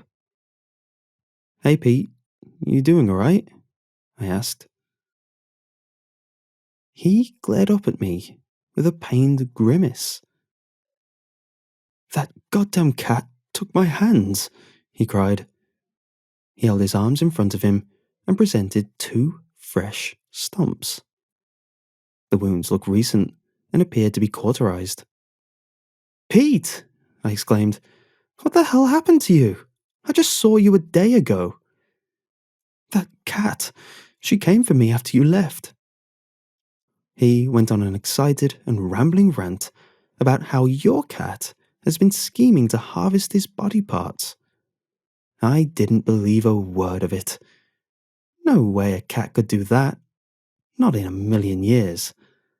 Cats chase birds and throw around catnip pillows. They certainly don't perform forced surgeries on the destitute street population. "All right, sorry about that," I said. I didn't know what else I could tell him. Clearly, he was the victim of some very recent bodily tragedy, but there wasn't much I could do for him. Maybe I'd give him some of the reward money if I found the cat. So I asked him, "Did you see where the cat went?" He aimed a stump towards the building that loomed overhead. "I seen it crawling around, way up above us, clinging to the walls like a bug. Every night, I hear her dragging God knows what up there." Abruptly, his eyes widened, and he started sputtering. "Look, there she is now." I quickly spun my gaze upward and found the cat scaling the building 4 stories up. It was dark and difficult to clearly observe the elusive feline. Nevertheless, I swear I saw your cat clinging onto the wall with 2 human hands instead of furry cat paws. I made a desperate, "Here, kitty kitty," to no avail, and watched her disappear onto the roof. I went over to Pete. "You should really go to the hospital," I said. Pete shook his head. "Hell no, that cat is waiting for me to let my guard down. The moment I leave this alley, That monster is going to pounce on me and harvest my precious seed. He looked up at the imposing structure in front of me.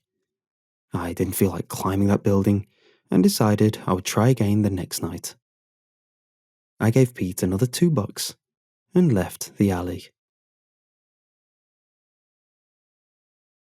On the third night, I came up with a plan that I thought was flawless and inspired. This time, I came up to the alley prepared. I brought an old cat carrier, a bag of kitty treats, and my secret weapon, a cucumber. Here's how it was supposed to play out. I was going to find where the cat was hiding and plant the cucumber beside it. Then I was going to lure the cat out with a handful of treats. Hopefully the cat would exit her shelter to nibble the treats. I'd then approach the cat, causing her to take off towards the cucumber. She would then fling herself into the air, and I would take this opportunity to catch her and deposit her into the cat carrier. I was super impressed with this plan, and I felt very smart. I also convinced myself there was no way the cat had human hands. What I witnessed was all in my mind. It was dark, the cat was 4 stories up, and I was falling under the lull of Pete's hallucinogenic ravings. The sudden absence of Pete's hands, though, was definitely a mystery. When I returned to the alley, I found what remained of Pete. I saw a crumpled pile of clothes in front of the dumpster. I leaned over and picked up Pete's jacket. It was damp and oozed something wet that resembled viscera. I dropped it to the ground. It wasn't like Pete to leave his spot. I remembered how desperate he was not to leave the protection of that particular dumpster. I convinced myself that maybe he did go to the hospital after all. But I couldn't explain all the gore. I returned to my original task. I walked up and down the alley, but failed to find the cat. I remember Pete said something about hearing the cat dragging stuff up to the roof, and the last time I saw the cat, she was on the side of the building, climbing towards the top. I reasoned that the cat must have some kind of shelter up on high. I found the stair ladder of an external fire escape, and, carrying the cat carrier, I climbed up the 4 stories to the roof. The ladder was awkward with a cage in tow, but I somehow managed to weasel my way up the side of the building without fail. On the roof, next to the dormant HVAC unit, I found a cat nest made from garbage. It was domed and resembled a 4-man tent. It was made up of a mishmash of couch cushions, tattered clothes, and old newspapers. On one side, there was a gash of an opening, and as I drew closer, I could hear movement from within. Time to enact my plan. I put the cat carrier on the ground, opened the cage door, and placed a handful of treats inside. I took out the cucumber and placed it by the entrance. Then I placed a handful of treats on the ground, crouched near the entrance, and cooed. "Here, kitty kitty." I heard a low rumble from inside as the cat emerged. Over the course of 3 short days, the cat had undergone a profound transformation, and now it was barely recognizable. I was instantly paralyzed when I saw the monstrosity emerge. First, it cautiously stuck its head out. Its grey and white fur was falling off in patches, allowing me to bear witness to rows of porcupine-like spikes emerging from her brow. Her already large feline eyes must have grown 3 times their original size. Now they bulged out of her skull like an exotic tree frog. Then there were her teeth. Row upon row of jagged incisors rimmed her oversized mouth. She glared at me with desperate hunger in her grotesque eyes. Then she slowly unhinged the jaw, causing her to resemble a morbid Cheshire shark. All in all, she was now the size of a fully grown lion, no longer the demure form of a simple house cat. She started advancing on me, and when she placed her first paw forward, I realized there was still one further horror that remained to be witnessed. She had a human hand. I flinched back away in terror. I was expecting a cat, not some nightmare-inducing aberration. She drew closer and closer, and I understood that I was no longer the hunter. Now I was the prey of some hungry and malformed beast. Lines of drool cascaded off her needle-sharp teeth. I was certain that the hellspawn was going to eat me, and the only avenue of escape was off the side of the building. Then, from down along the street, a car blasted its horn. The cat, now less than a foot away from me, swung its head towards the source of the disturbance. She saw the cucumber, and the effect was immediate. She shrieked an ear-piercing banshee howl and jumped so high that she flung herself off the roof. Moments later, I heard a loud, crushing impact from the alley below. I ran to the ledge and looked down. It was hard to see, but it appeared as though the cat had broken into many pieces. I was overjoyed that my life was no longer in danger, but at the same time, I was disappointed that, despite my best efforts, I would not see the $2,000. Then, I heard a chorus of concerned mewling coming from the cat nest. I approached the garbage hovel and looked inside. I found a dozen kittens, all of them covered in short grey and white fur. At first, this sight was adorable. Then I inspected the animals closer and was shocked to find that each had the body of a cat and the unmistakable face of Pete, the homeless man. I watched the deformed kittens squirm and writhe. They were hideous abominations, but I couldn't just leave them up there. So I placed them all in the cat carrier and gingerly made my descent back down to the alley. Back at ground level, I found the remains of your cat. I assumed that thing was dead. Smashing to the ground and shattering into a dozen pieces tends to have a high rate of mortality. Instead, each segment of your cat seemed to be animated by its own internal energy. Its tail was winding its way around like a snake, and I saw two long cat legs dragging themselves away with human hands. At last, I found your cat's head, propped upright against Pete's favourite dumpster. She was making this pathetic meowing noise, and it broke my heart. I found a discarded cardboard box and placed your cat's head inside. So now I'm back home. Your cat's head escaped from the box.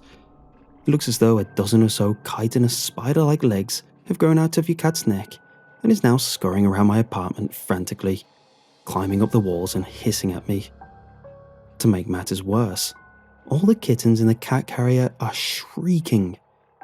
They all sound just like Pete did when I first met him in the alley. It is a tremendously horrible sound to endure. Now, I'll sum up and get to my point. I think I have earned that $2,000. Please, call me back so we can discuss the reward money. I can be reached at 25934. End of message.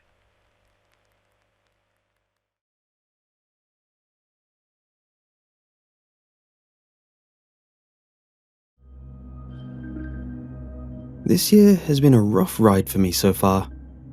I got out of a 3-year relationship last September, and work has been very hard to focus on.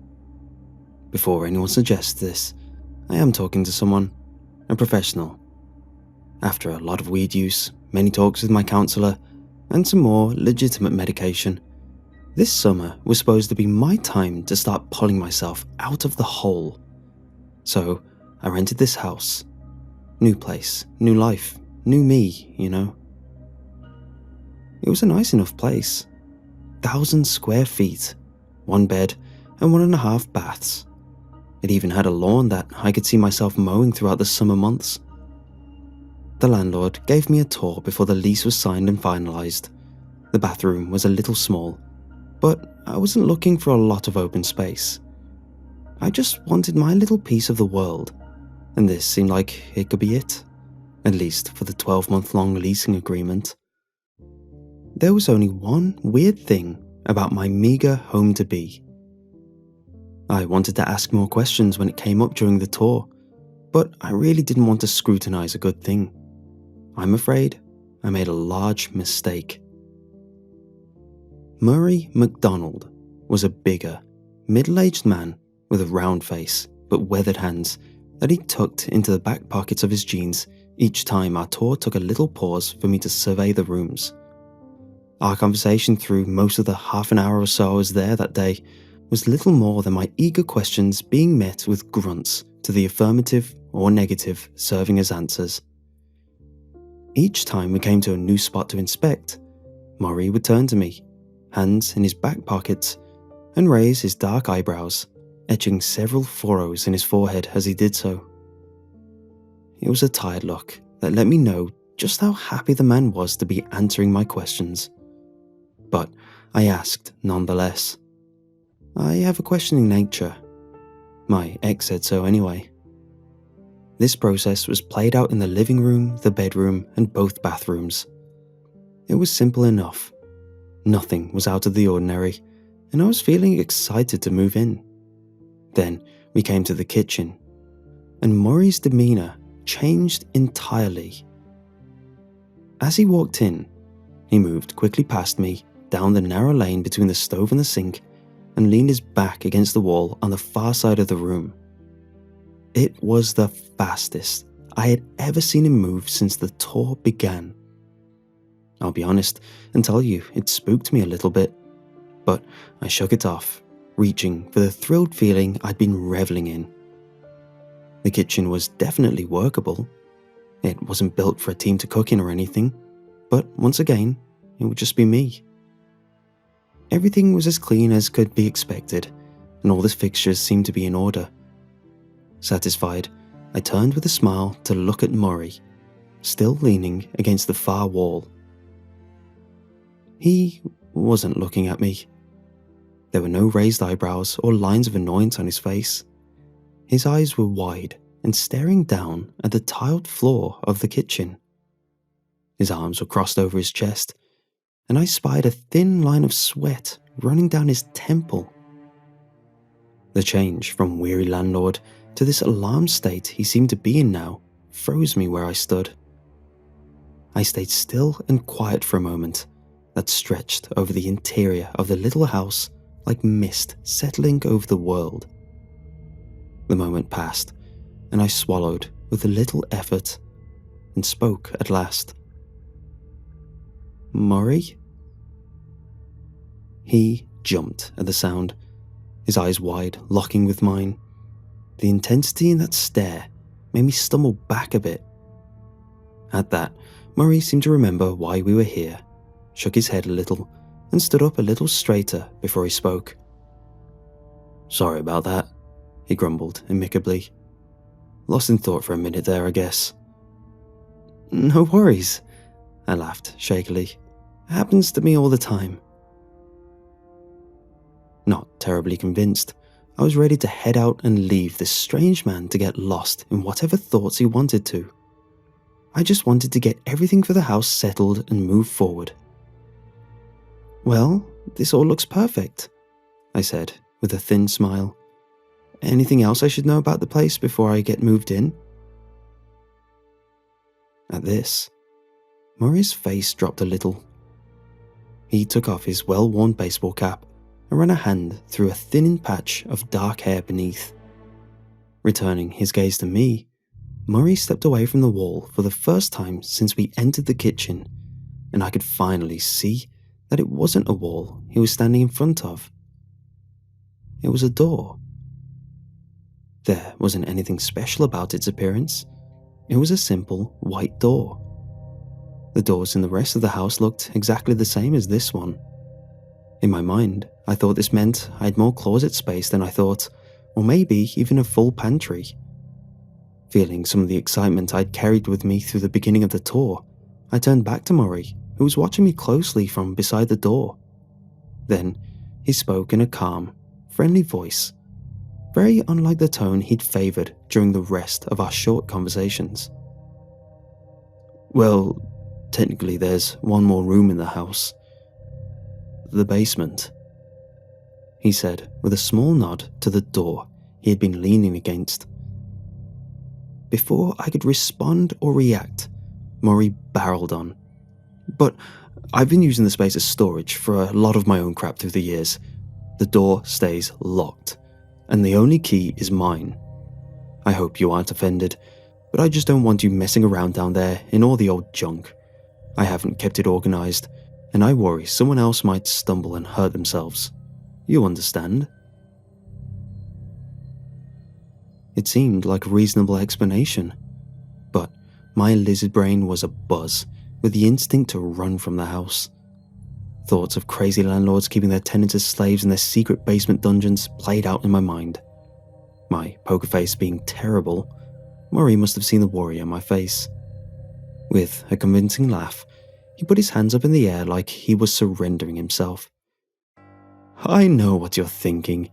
Who is this guy, and what awful thing is going on in his basement that he doesn't want me to know about? We both laughed a little. I didn't feel much like laughing, but it cut the tension a bit. He continued on. I swear, it's nothing like that. We can take a look if you want. He took his keys out of his back pocket and selected the necessary key. Again, he looked at me with raised eyebrows and a furrowed brow, waiting for a response. After a second of hesitation and a few more murder scenarios playing in my brain, I blinked and answered the man. Why not? The basement was very much just a basement. A concrete floor with shelves and boxes galore. Murray hadn't lied about the abundance of junk down there. He had to climb over several piles of it to reach the solitary light bulb that hung from the ceiling at the center of the room.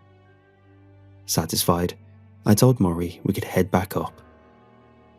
Back in the kitchen, Murray closed and locked the door once again, returning his keys to his pocket. Turning to me, he spoke again with nonchalance and dismissal. See, nothing crazy at all.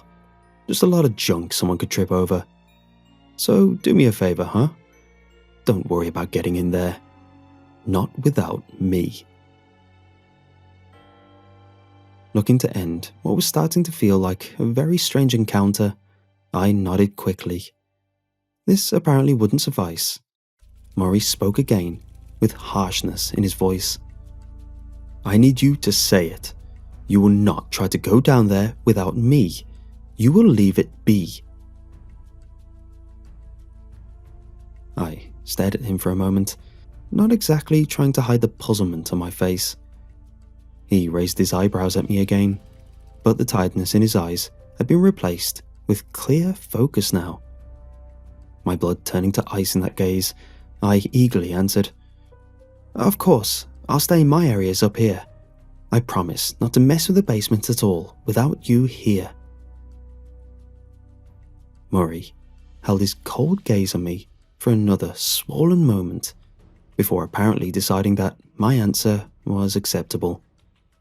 The tour was completed, and I hastily left the house, trying to focus on how good it would be to have my own place and a fresh start. All the while, that icy stare the older man had held me in made me jittery the entire drive home. Later that week, the papers were finalized and I had my keys. Gathering up some friends, I got moved in with relative ease, and all was right with the world. My buddies stayed over for a while once we were done to enjoy a well-deserved feast of pizza and beer. It was such a relief to just hang out and be happy in my new home, filling it up with warmth and light. As it got later, my friends began to head home one by one. When the last one had left, I locked the front door, turned, and rested my back against it. I looked up at the house and smiled wide. This is gonna be good, I said out loud to myself and the house. I turned towards my bedroom to hit the hay myself. 3 loud knocks came from somewhere in the house. Knock, knock, knock. Frozen in place, I perked my ears, half convinced I had imagined the sound. The silence stretched out forever, and a quiet ringing boomed in my ears. I let out my breath, trying to replace my sense of calm with oxygen. I began to move towards my room again. Knock, knock, knock. I whipped around.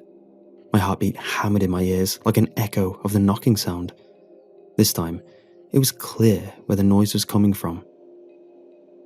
The kitchen. Painfully aware of each sound I made, I inched my way back down the hall, through the living room and into the kitchen. I flipped the light switch and was greeted by that ominous white door on the far side of the room. It was sitting there, waiting for me, like it had invited me in for some coffee. In that moment, I couldn't make my feet move forward anymore, and I just stared at the door, waiting for another knocking noise to come and my sanity to go. I counted the seconds, then the minutes. 5 minutes went by, with me standing stock still in my own kitchen, staring at the locked basement door.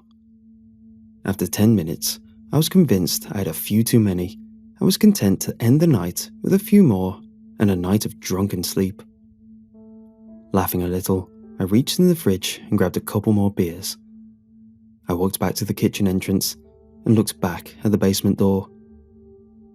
It still looked like it was waiting for me there. I shook the thought off and flipped the light switch off. A thin, yellow light was leaking through the crack at the bottom of the basement door. I stared at it. There was no way it was real. Or maybe Murray had left the light on. But I hadn't seen the light before I hit the kitchen light switch walking in. It couldn't have been real. That's what I kept thinking. Reaching up, I hit the kitchen light switch again. And there was the basement door, stark white and almost smiling at me. Did you see? Are you sure you saw what you saw? Come a little closer, take another look. My hand was shaking on the light switch now, and I could feel my eyes bulging in their sockets. Slowly, I took a deep breath and let it out with a shudder. I would turn the lights off, and there would be nothing. It was fine. I was fine. With a click, the kitchen lights went dark once more. What I saw then sent me scrambling back down the hall into my room, and I did not leave until the sun had returned the following morning. The yellow light still seeped out from under the door, broken by the unmistakable shadow of 2 feet. Knock, knock, knock.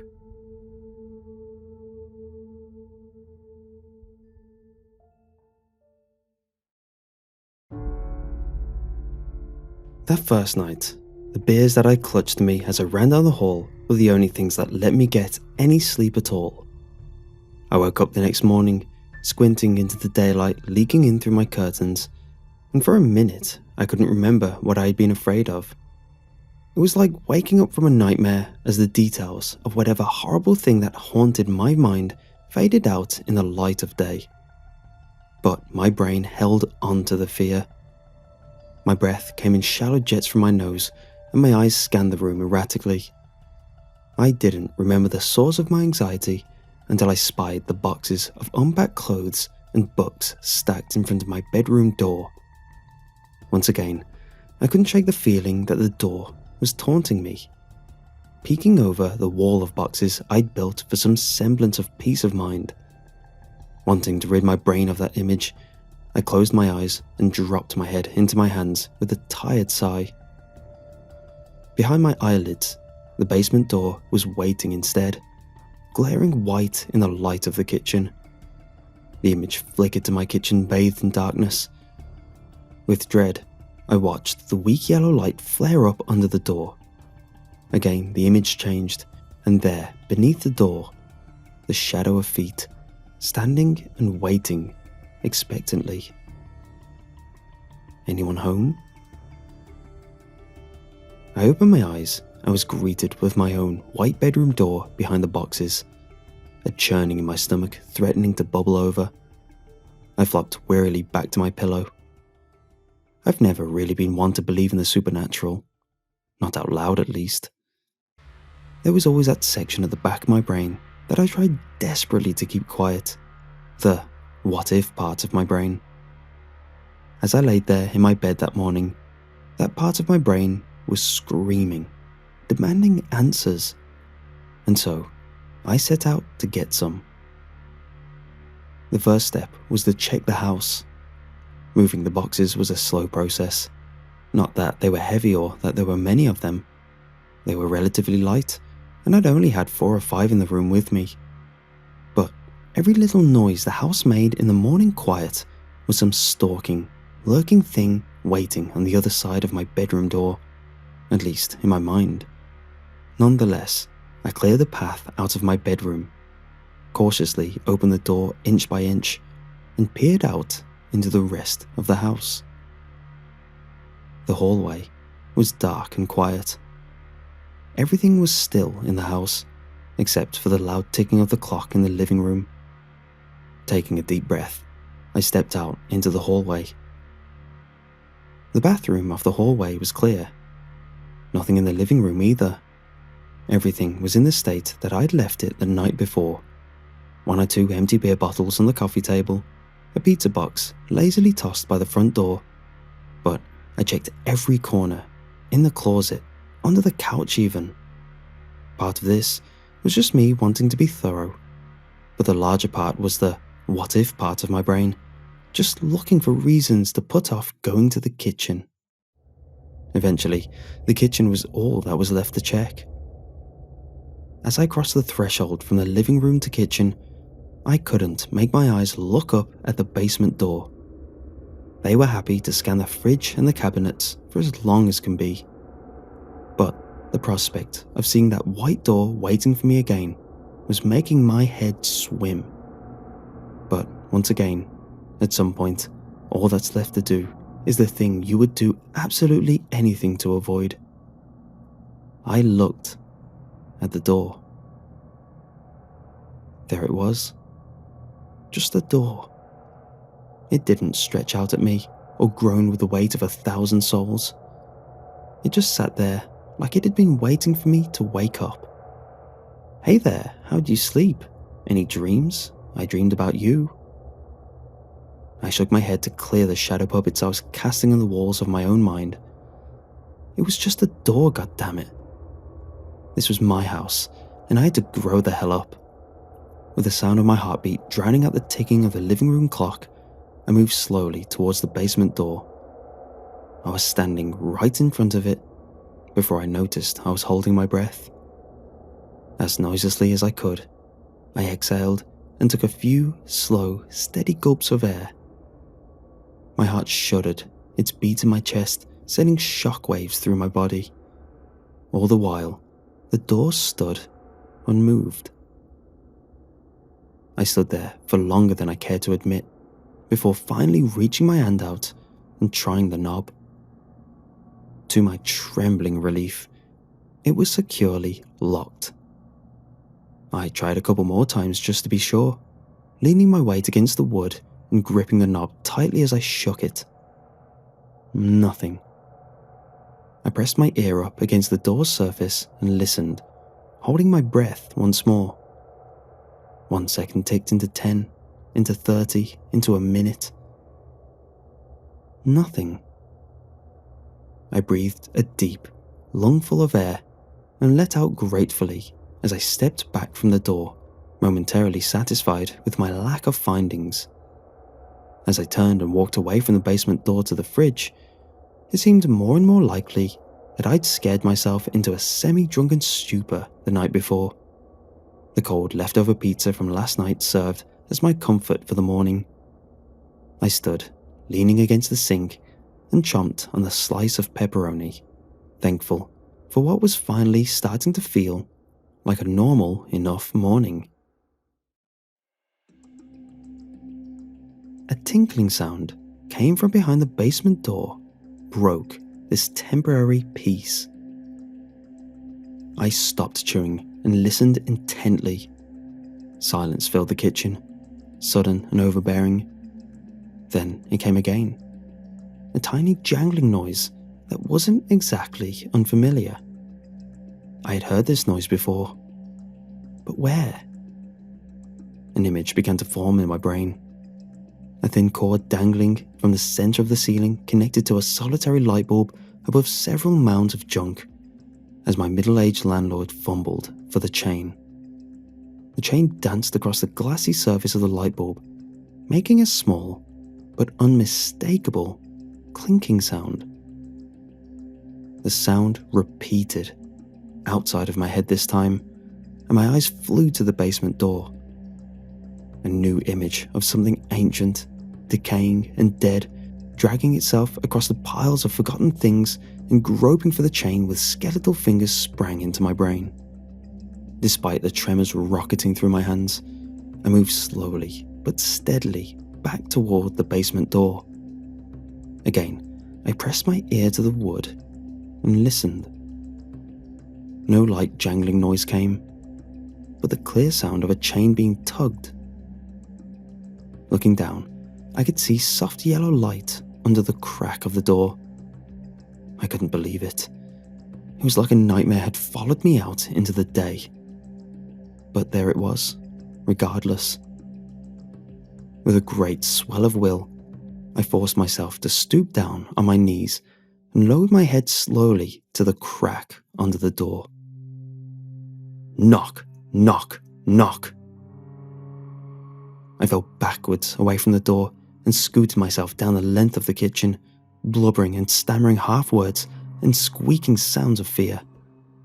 Through the crack, the shadow of 2 feet turned and moved back from the door. I heard the chain tugged again, and the light beneath the door disappeared.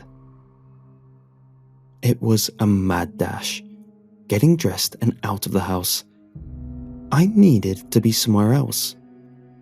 I called up my friend Pat and asked if I could swing by and hang out for a while. He said that'd be fine and asked if I was alright.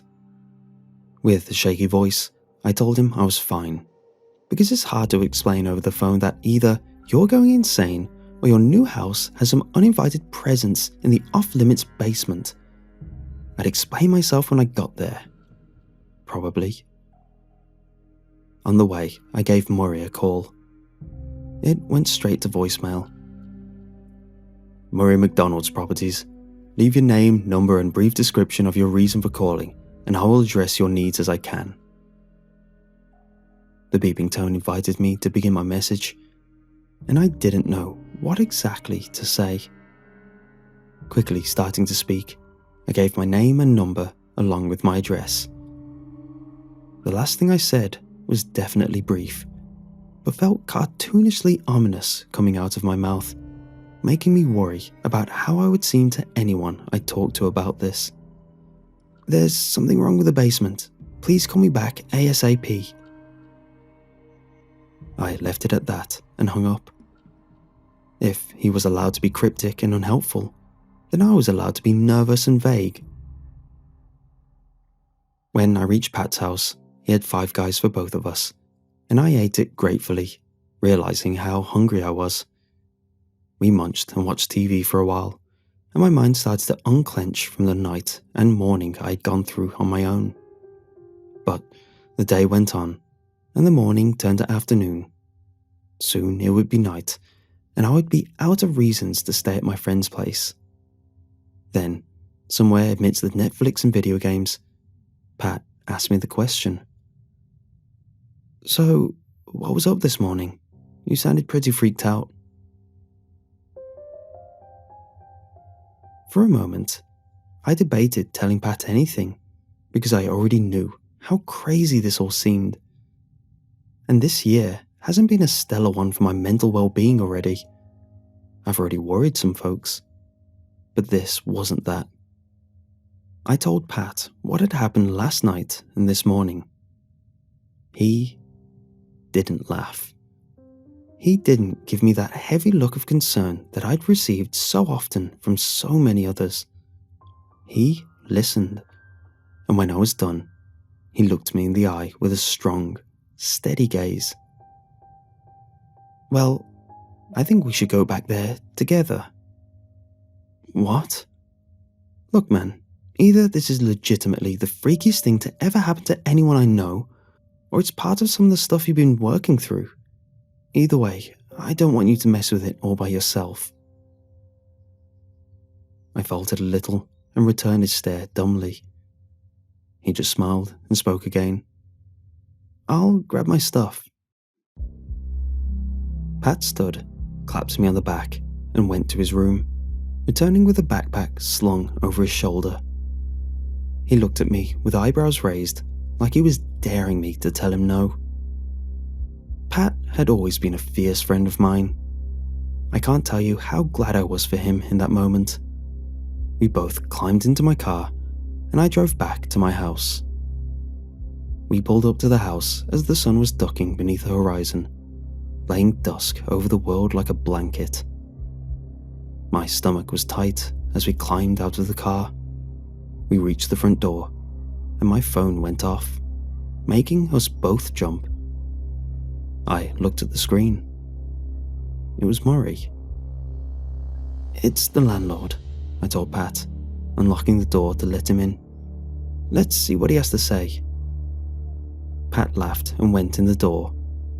I accepted the call and put the receiver to my ear. "Do not go back in the house." The words boomed staticky and harsh from the phone, and the front door slammed shut in front of me. I dropped the phone and hammered my fist on the door, calling out to my friend. The doorknob didn't budge in my grip. Desperate, I tried my key once again, and they were flung out of the lock, whizzing past me into the yard. I watched them sail away from me, eyes wide. I slammed once more into the door, and it gave in, sending me spiraling into the hallway of the house. The door swung violently on its hinges and struck the wall, bouncing back for a lazy half swing. The house was completely dark, but I spied light on the wall of the living room opposite the kitchen. A shadow moved there, the shadow of a man. I slowly turned and moved out of the light. I called out then, "Pat? Where are you, Pat? We gotta go." I scurried forward on my hands and knees, rounding the corner into the living room. I stopped when I could see into the kitchen. The overhead lights were off. The only light was coming from the doorway to the basement. The door was open, and Pat was gone. The tinkling, tugging noise sounded once more, and the basement light went out.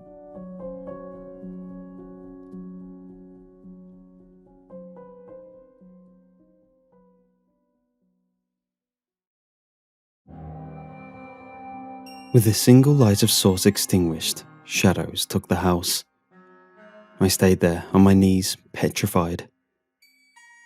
A strong wind blew against the side of the house, sending whispers through leaves and making the open front door sway listlessly. Goosebumps jolted across my skin like an electric charge, and my jaw clenched shut. A savage wailing sound came streaking up and out of the basement door, clawing its way down the length of the kitchen and embedding itself in my brain. This was a voice I knew. A friendly, loving voice on the end of a phone on my darkest of nights. It was a voice of pain. It was Pat's voice. I had never heard a noise like this come from a person. There was no words at first, just shapeless howls of agony.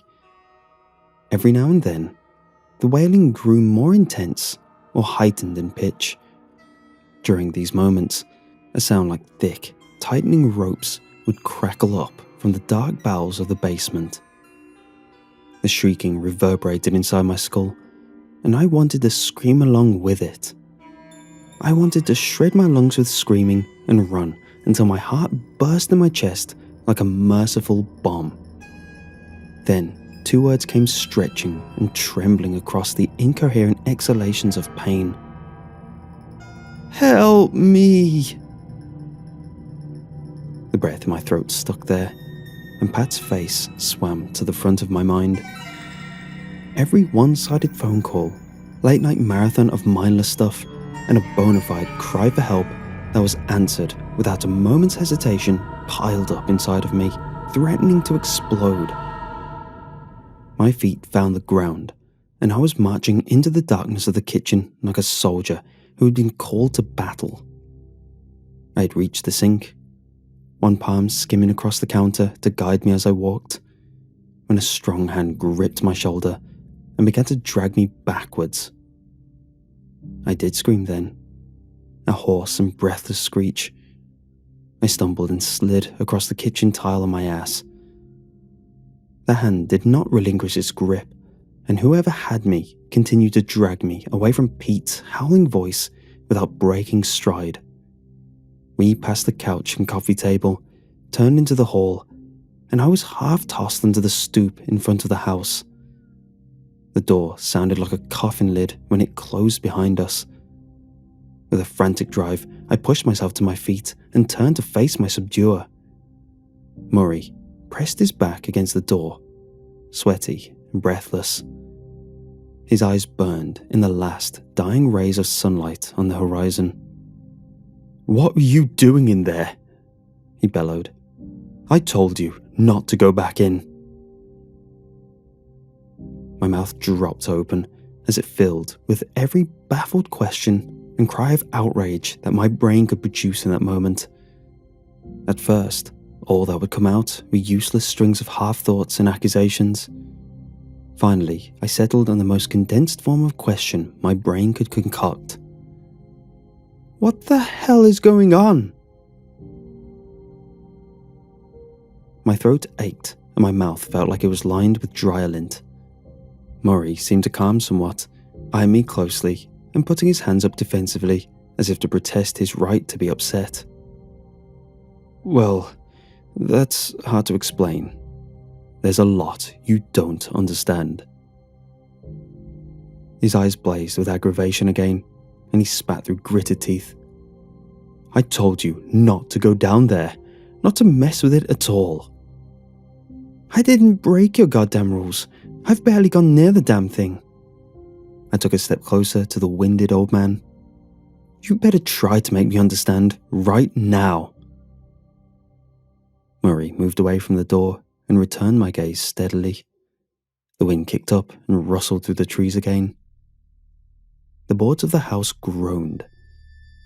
He looked away onto the lawn and took a deep breath before he began to answer. "I've never seen it happen so fast. Seen it decide it likes someone so quick." He grumbled out each word like they were bitter on his tongue. "I tried to keep an eye out for reactions like this, but I've been at this for a good long while. I'm only human, and I've got my limits. I'm afraid..." Murray shuffled his feet and removed his baseball cap solemnly, mindlessly. I fought the urge to charge back into the house. The wailing from the basement wasn't audible from our place on the porch. My words came up quick and sharp. "You're afraid what? What the hell are you talking about?" He turned to face me again, the icy stare reappearing on his ancient-looking face. "I'm afraid that it's learning. From me. From you. From every soul it comes across. I think it's gotten too talented and too efficient at pulling people apart, unraveling them. It's a hungry thing, whatever it is. It takes what it wants, when it feels like it's strong enough, or if it thinks someone's weak enough. What have you seen in this house?" I debated whether or not to be honest with him. He hadn't done so much for me, but he had information I needed. Knocking on the kitchen door, I've seen the light turn on down there, and I've seen a shadow, feet beneath the door. I close my eyes and I can see it, the door, waiting for me. Murray looked down and shivered. I thought then it was pity. He turned away from me again and spoke softly with his gravelly voice. "It likes to play with people," he sighed. "I don't know what it is, not exactly. I don't know who would know that, but I know it's predatory. Most people, at least, comes and goes, and they're none the wiser. I don't know if it sleeps or it picks who it wants, but it's impossible for me to tell. I just set my rules and hope people get to end their time here thinking I'm just an eccentric old asshole with a senile streak. But every now and then, it sets sight on someone. I don't know what it is, but it's like it smells blood in the water. I got small complaints at first. Strange noises, light malfunctions, things gone missing.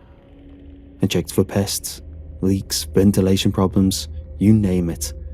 Nothing. It wasn't until the first tenant disappeared that I locked the basement up to anyone but myself. My eyes went wide, and my voice came in a whisper on the evening air. "Disappeared?" I hissed, hardly letting my mouth move to form the word. Murray flashed his eyes back at me over his shoulder. "I came looking for the rent the first time it happened, gave my warning knocks and let myself in. Place was dark, darker than I was ready for, and it stank like chemical fire, real acrid. But the basement door was open.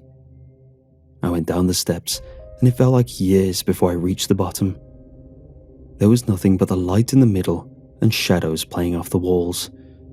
And the shadows, they had him. I don't know how to describe it exactly, but they'd taken this young guy off into the dark.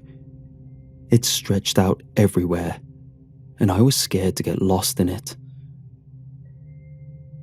The wind kicked up again. Murray lowered his head, and his voice came in a husky rasp. I ran. There wasn't anything left the next day. Just the basement down there. Dust and cobwebs. The guy's stuff was still there though. So I did the only thing I could think to do. There's no way I don't go to prison for this. I mentioned the basement, and you were immediately suspicious of me. It was just easier to store all the things that were left behind than to explain. He looked up at me, monitoring my reaction. Outrage burned in my cheeks, and my jaw hung open. "So what? You've just been offering people to this thing? You've got to get your rent, I guess, What the hell is wrong with you?" Murray turned to face me, and his eyes flashed like dying coals. His gruff voice wavered as he spoke. "I tried to keep the house empty. You don't think that was the first thing I did? No way did I want to send another soul in there like home delivery for those things. I took the place off the market, deleted all the listings, and boarded the whole place up. Doors, windows, the damn chimney. I would have burned it down if it didn't look like an insurance scam. Screw it. Let it rot, right?" He took a step closer to me, breathing his words into my face. "But it's hungry, you see. It's predatory. About a month after I closed her off, I was in Chicago visiting my sister and a kid. They put me up in a hotel in the city, full suite and everything. I hadn't thought about this damn house for months. But when I went to turn in for the night, it was there. that light beneath the door. The line of stale yellow light peeking into the darkened world of the house appeared in my mind, and I looked down. Murray nodded grimly. It was there, beneath the hotel room door. It was the basement light. It went on and off for an hour before the knocking started. I thought I'd finally blown a circuit in my brain, but it made me just crazy enough to open the damn door. I looked at him again. The icy clear focus I saw there made me shake. He spoke again. The basement was there. It had followed me to Chicago. The light went out and something started coming up the steps towards me. I slammed the door and didn't sleep that night. The message was clear then. As long as there was someone between me and it'd be okay. But I had to rent the house out. You have to believe me. I had to. I wanted to hate him, to call him a coward. But thinking of the silhouette standing and waiting on the other side of the door, and the taunting, playful sound of the light bulb's chain being tugged, made me wonder what I wouldn't do to be free from this nightmare. Then, Pat's agonized voice came to my mind again, and my hands flew to my face at the thought of what was being done to him. Those sounds, those stretching, tightening sounds. A scream came lunging out of the recesses of the house, and both Murray and I spun to face the front door. I launched myself toward the entrance, but Murray sprang forward and grabbed me. He spoke through gritted teeth as I struggled to get free of his grasp. What was that sound? He's still in there. Murray swung me around and pressed me against the wall of the house. Jesus Christ, you brought someone else? A great shriek came from deep within the house, making Murray's jaw drop and loosening his grip on me. I pulled away from him and scrambled for the door, but his hands found me again. My words came in increasingly frantic breaths and sobs. Pat's in there. He's my friend, man. He's my friend, and he just wanted to help me. It's hurting him. Whatever it is, it's hurting my friend. It took him and it wanted me. I have to get him back. Get the hell off me. Tears had begun to streak down my cheeks. The older man held fast to the collar of my shirt, and pity flared up in his eyes. I'm sorry, but I don't think there is any getting him back. Anger bloomed in my brain again, a deliberate and unshaking spite for the situation. My friend, who was always there when I needed him, needed me. He came to help me, and it would take whatever demise the shadows that waited in the basement had planned for me to keep me from coming to help him. I shoved Murray away with unfamiliar strength and drew in deep, feverish breaths through my nose. You can't make me leave him. He wouldn't leave me. Murray looked at me, sadly, for a long second, before taking another step back. I'm sorry. I can't go back in there. I won't. He ran off the porch towards his waiting truck. Again, I wanted to judge him, but he only did what I wanted to do, what anyone would want to do. Bucking against the what-if lizard part of my brain that pulled at the reins of my mind. I turned slowly and entered the house again, the door shutting with a final sounding thud behind me. The shadows had grown thick in the few minutes I'd been outside with Murray. The growing twilight outside had blanketed the house in darkness that was growing every minute. In the living room, the clock ticked out the seconds, echoing into the emptiness. Pat's screams seemed to rocket hoarsely up and out of the basement in great strokes of pain. That sound was the only thing that spurred my footsteps forward. My eyes were adjusting to the shadows as I entered the tiled passageway to the basement door. I grabbed a kitchen knife from the drawer beside the sink as I passed. This helped keep my steps at a steady pace until I reached the utter blackness of the open basement door. Where the closed door looked like a waiting grin, it looked like an entrenched predator's mouth, waiting, daring some foolish animal to venture into the shadows. Daring some foolish animal to venture into the shadows, just for a moment. That's all it took. I stood at the edge of what felt like an abyss, trying to make myself jump. Pat screamed again, his voice tightening and screeching upwards until it became an animal squeal, and I stepped into the darkness. The steps moaned under my feet, and heat pressed thickly to my skin as I descended. When Murray had brought me down here in the day, there had been maybe 10 steps. That night I climbed down at least 100. All the while, Pat screamed wordlessly for help. I don't know how many steps I descended when they finally ended, and I fell outright into the pitch black void below. The ground found me quickly. I landed on my side and cried out, the air bursting out of me. When I looked up, I saw a fire in the center of the basement. Or what should have been the basement. This room was much, much larger than the one Murray had shown me the day of our tour.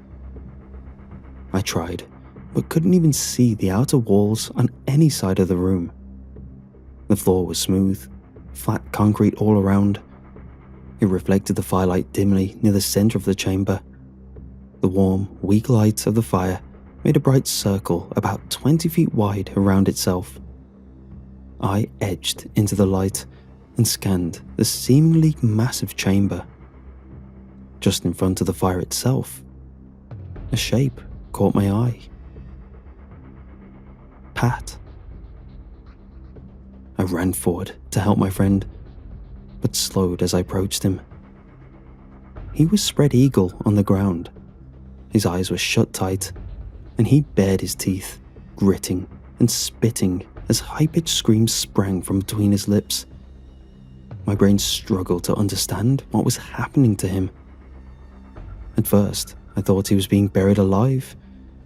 It reminded me of the days at the beach as a kid, burying limbs and whole bodies in the sand to burst forth. The transition from limb to ground was so neat and smooth that my eyes hardly believed it. His legs stopped in a smooth, straight plane just below his knees, and the concrete began. But there was something I wasn't seeing. My brain floundering to process the visual input being presented. The noise, like straining rope, got louder, and Pat let out another shriek. That's when I saw what was happening. The denim of Pat's jeans pulled taut, stretched, and then faded into the concrete. I heard loud, crunching noises as my friend's knees collapsed like oversized pecans, sending a squeal out between his gritted teeth. Where his legs met the concrete, it seemed that his lower half was being stamped into the floor surface. 2 legs, tennis shoes and jean cuffs included, appeared black and inky on the concrete. Pat's fingers dug at the floor behind him, trying to pull himself away from whatever force was slowly flattening and devouring his body. On the ground, the silhouette of Pat's legs began to shimmer and flicker in the firelight. It looked like the shadowy image was streaming, sending up a strong, bitter smell and stinging my eyes. I looked beside Pat's newly stamped shadow. A stone rose in my throat, and an audible gasp hissed between my lips. Another shadow crawled beside Pat. The shadow of a man that moved in jitters and shudders. The shape moved without anything to cast, and it was growing. It slithered up beside Pat and snaked what looked like claws up to the shadow being made of his lower body. elongated fingers raked across the concrete where Pat's legs once were. Pat's body jerked and slid down away from the weak fire. His thighs looked like twin bubbles of denim toothpaste as they began to feed through whatever force had a hold of him. Another high squeal of anger spat out of Pat's lips, and I ran forward. Skirting the moving shadow, I came around Pat's left side and took his arm in both my hands. He looked up at me, straining to grip my hand as tightly as he could. His eyes were hopeful in that moment. I would get him out of this. We would make it. A violent, wrenching tug came from Pat's midsection, and it looked like his chest cavity went from 3 dimensions to 2 in the space of a second. The skin of Pat's face turned an impossible blue and purple colour, and blood jetted out of every orifice it could find. He made a noise like a vacuum cleaner sucking on a curtain. I think he was trying to breathe. All I can be sure of is I felt bones in my hands start to crack in Pat's death grip. I think he said one last thing to me. It's hard to be sure, but I think he did. I want to believe he did. Whatever helps us sleep, I guess. Run.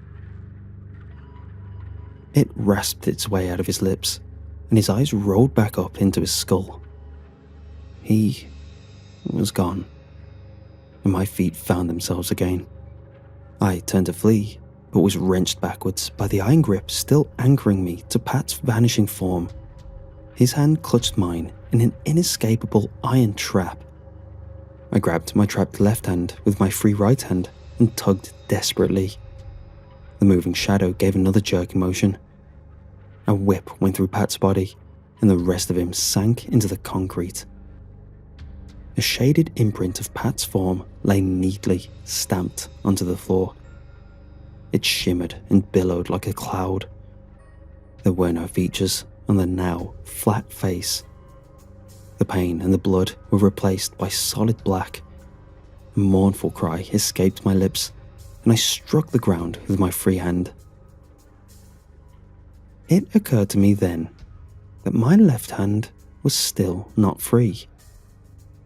Eyes wide, I slowly turned to look at it. My hand was sunken into the concrete. There, on the hard surface, appeared the 2-dimensional rendering of one hand gripping another.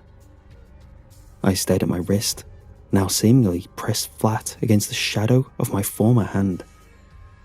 After a split second, the pain blossomed from underneath adrenaline, and a great crushing weight that presses in from everywhere focused in my wrist. I stared in disbelief as moving shadows slinked up around Pat's imprinted remains. The 2 black shapes swirled together, pulling around my wrist while I gaped. They shuddered, convulsed, and began to form something hulking and monstrous. And then the lurching, ripping, sucking feeling, like I was a stray spaghetti noodle in the gigantic mouth of the world. A strong, burning sensation seared its way across the nerves of my left hand, and that sound like thick rope being stretched whipped across my eardrums. My wrist began to sink deeper into the ground, bones crunching beneath that immeasurable force. I found my voice then, or it found me. A scream came rocketing out of my gut, wild and ragged in my throat. I wrenched my arm, working my shoulder and elbow violently. Images of animals caught in a hunter's trap swam through my mind, and the desperation that flooded my brain couldn't be described as anything but animal. It was a simple, growing certainty that I was going to be consumed. I was going to be eaten. There was no saving my friend. There was no escape. There was just the darkness rolling in to take away everything I was, like the tide melts away shapes etched in the sand. Then, one of my kicking legs caught one of the lit logs from the fire, sending it skating into the shadowy mass growing on the ground. The shadow shifted on the ground and fractured as the one source of light split into two. My wrist rose from the ground in a violent jerking tug. Bile rose in my throat, looking at the twisted nub that hung there. There was no hand at the end of my left wrist, but what looked like the gnarled, flesh-coloured version of the twist on the end of an old-fashioned candy wrapper. A snarling screech drew my eyes back to the concrete. The shadowy mass was swirling and writhing in front of me, tendrils striking out here and there. It wanted its second helping. I stumbled to my feet again and lurched for the stairs. My left arm hugged itself to my body as I lumbered forward. Behind me, the sound of the crackling fire was joined by a great, thundering howl. The ground shook beneath my feet. When I reached the stairs, I clambered up the first 3 and fell breathlessly, working to regain my footing. My eyes darted to the center of the large chamber once more. Spreading out from the dim light created by the fire, I saw an army of shades crouched and bent like feral animals stalking something smaller, something weaker. They all flickered and faltered in the firelight, but they were coming closer. I began to pull myself up the stairs, scrambling with all 3 still workable limbs and remembering the extended staircase I'd come down. As I climbed, screams and shrieks came echoing to my ears. Cries for help, screams of agony, and lonely pleas for someone to turn on the light. Below all the rest, a sound like 2 stones dragging over each other slowly and steadily reverberated through the walls. It grew louder and louder, and I thought I would lose my mind. The steps wouldn't stop, and the voices in the dark drenched me with despair. I closed my eyes and just kept climbing, while those sad, hungry sounds bored into my skull. When I reached the basement door, I spilled out into the kitchen and collapsed into a heap on the tile floor. I heard the door shut loudly behind me and flipped to my back, arms and legs raised to shield me from whatever had followed me out of the basement. Murray stepped forward and reached out a hand. "Come on, kid. We've got to go." I gripped his outstretched hand limply, and he hauled me to my feet. The momentum sent me swaying forward on my feet, and my vision swam. I collapsed into the larger man's arms, and the world went dark. I woke up in a hospital bed, bandages and gauze over my left wrist. They told me I'd been asleep for the better part of a day. The man who had brought me in was gone. They asked me a lot of questions. The doctors, the police, my friends. I didn't have answers for them. I could hardly bring myself to speak at all. What explanation could I give them? How could I even explain any of this to myself, honestly, without feeling like the lines of my reality were starting to go fuzzy? My parents insisted I come home and stay with them for a while. I accepted. Murray's phone was disconnected, and he disappeared off the web. I quit my job. My chest felt too heavy to sit up in the mornings. The days started to blur together. Sleep was my refuge for a while. I was on a sedative, and the dreamless periods of unconsciousness were like oxygen. A couple months after I started taking them, though, the dreams came back. Or I think they're dreams. I'm praying they're dreams. I go out in the hall, and there's a new door down at the end. My parents' house has plain plywood doors, washed dark brown. This door stands bright white on what used to be a solid wall bearing family memories and school photos. I know because those framed pictures are strewn in front of the place where they once hung. Beneath the door, there's a soft, yellow light radiating out into the darkness of the hallway. glints off the glass of those pictures and twinkles in my eyes. I see the shadow of 2 feet appear, one after the other, on the other side of the door. The light footsteps can hardly be heard. I freeze solid, unable to move, unable to breathe. It knocks. Knock, knock, knock. I want to scream or run or die. I just want it to end. Let me go or let me die, please. And then the voice comes from beneath the pale wood. I think we should go back there together. Knock, knock, knock. I always wake up drenched in sweat. The lights aren't ever turned out in my room. I can't stand the thought of a room covered in shadows, but I eye every dark corner with suspicion, and my heart pounds in my chest. I don't get many restful nights. It happened every night the past week. I went to bed 2 nights ago, getting up in the wee hours to set them to wash. Last night I didn't sleep, but the door was there anyway. I heard the knocking from my bedroom. It was loud and demanding, echoing out into the house with every strike. I crept out into the hall from my bedroom, eyes on the ground. The knocks crashed out into the darkness, and I looked up. Hello again. I know it this time. You've been dreaming about me. I didn't stop dreaming about you. My lower lip trembled, and I thought I might weep. I lurched forward towards the door, and the pale yellow light appeared beneath. The tinkling of chain on light bulb echoed up from the non-existent basement beneath my parents' house, and I heard the groan of old wooden steps beneath heavy feet. The shadow appeared beneath the door when I approached its surface. That low sound I remember from the basement ground out from below, a sound like God grinding his teeth together. It crashed in around me, and I clutched my skull. The walls shook, and it felt like the house might collapse in on us at any moment. But the sounds disappeared, and the walls stood firm. The shaking stopped. A soft knocking came from behind the door. Knock, knock, knock. Help me, man. You have to help me. His voice was strangely calm, but his words were desperate.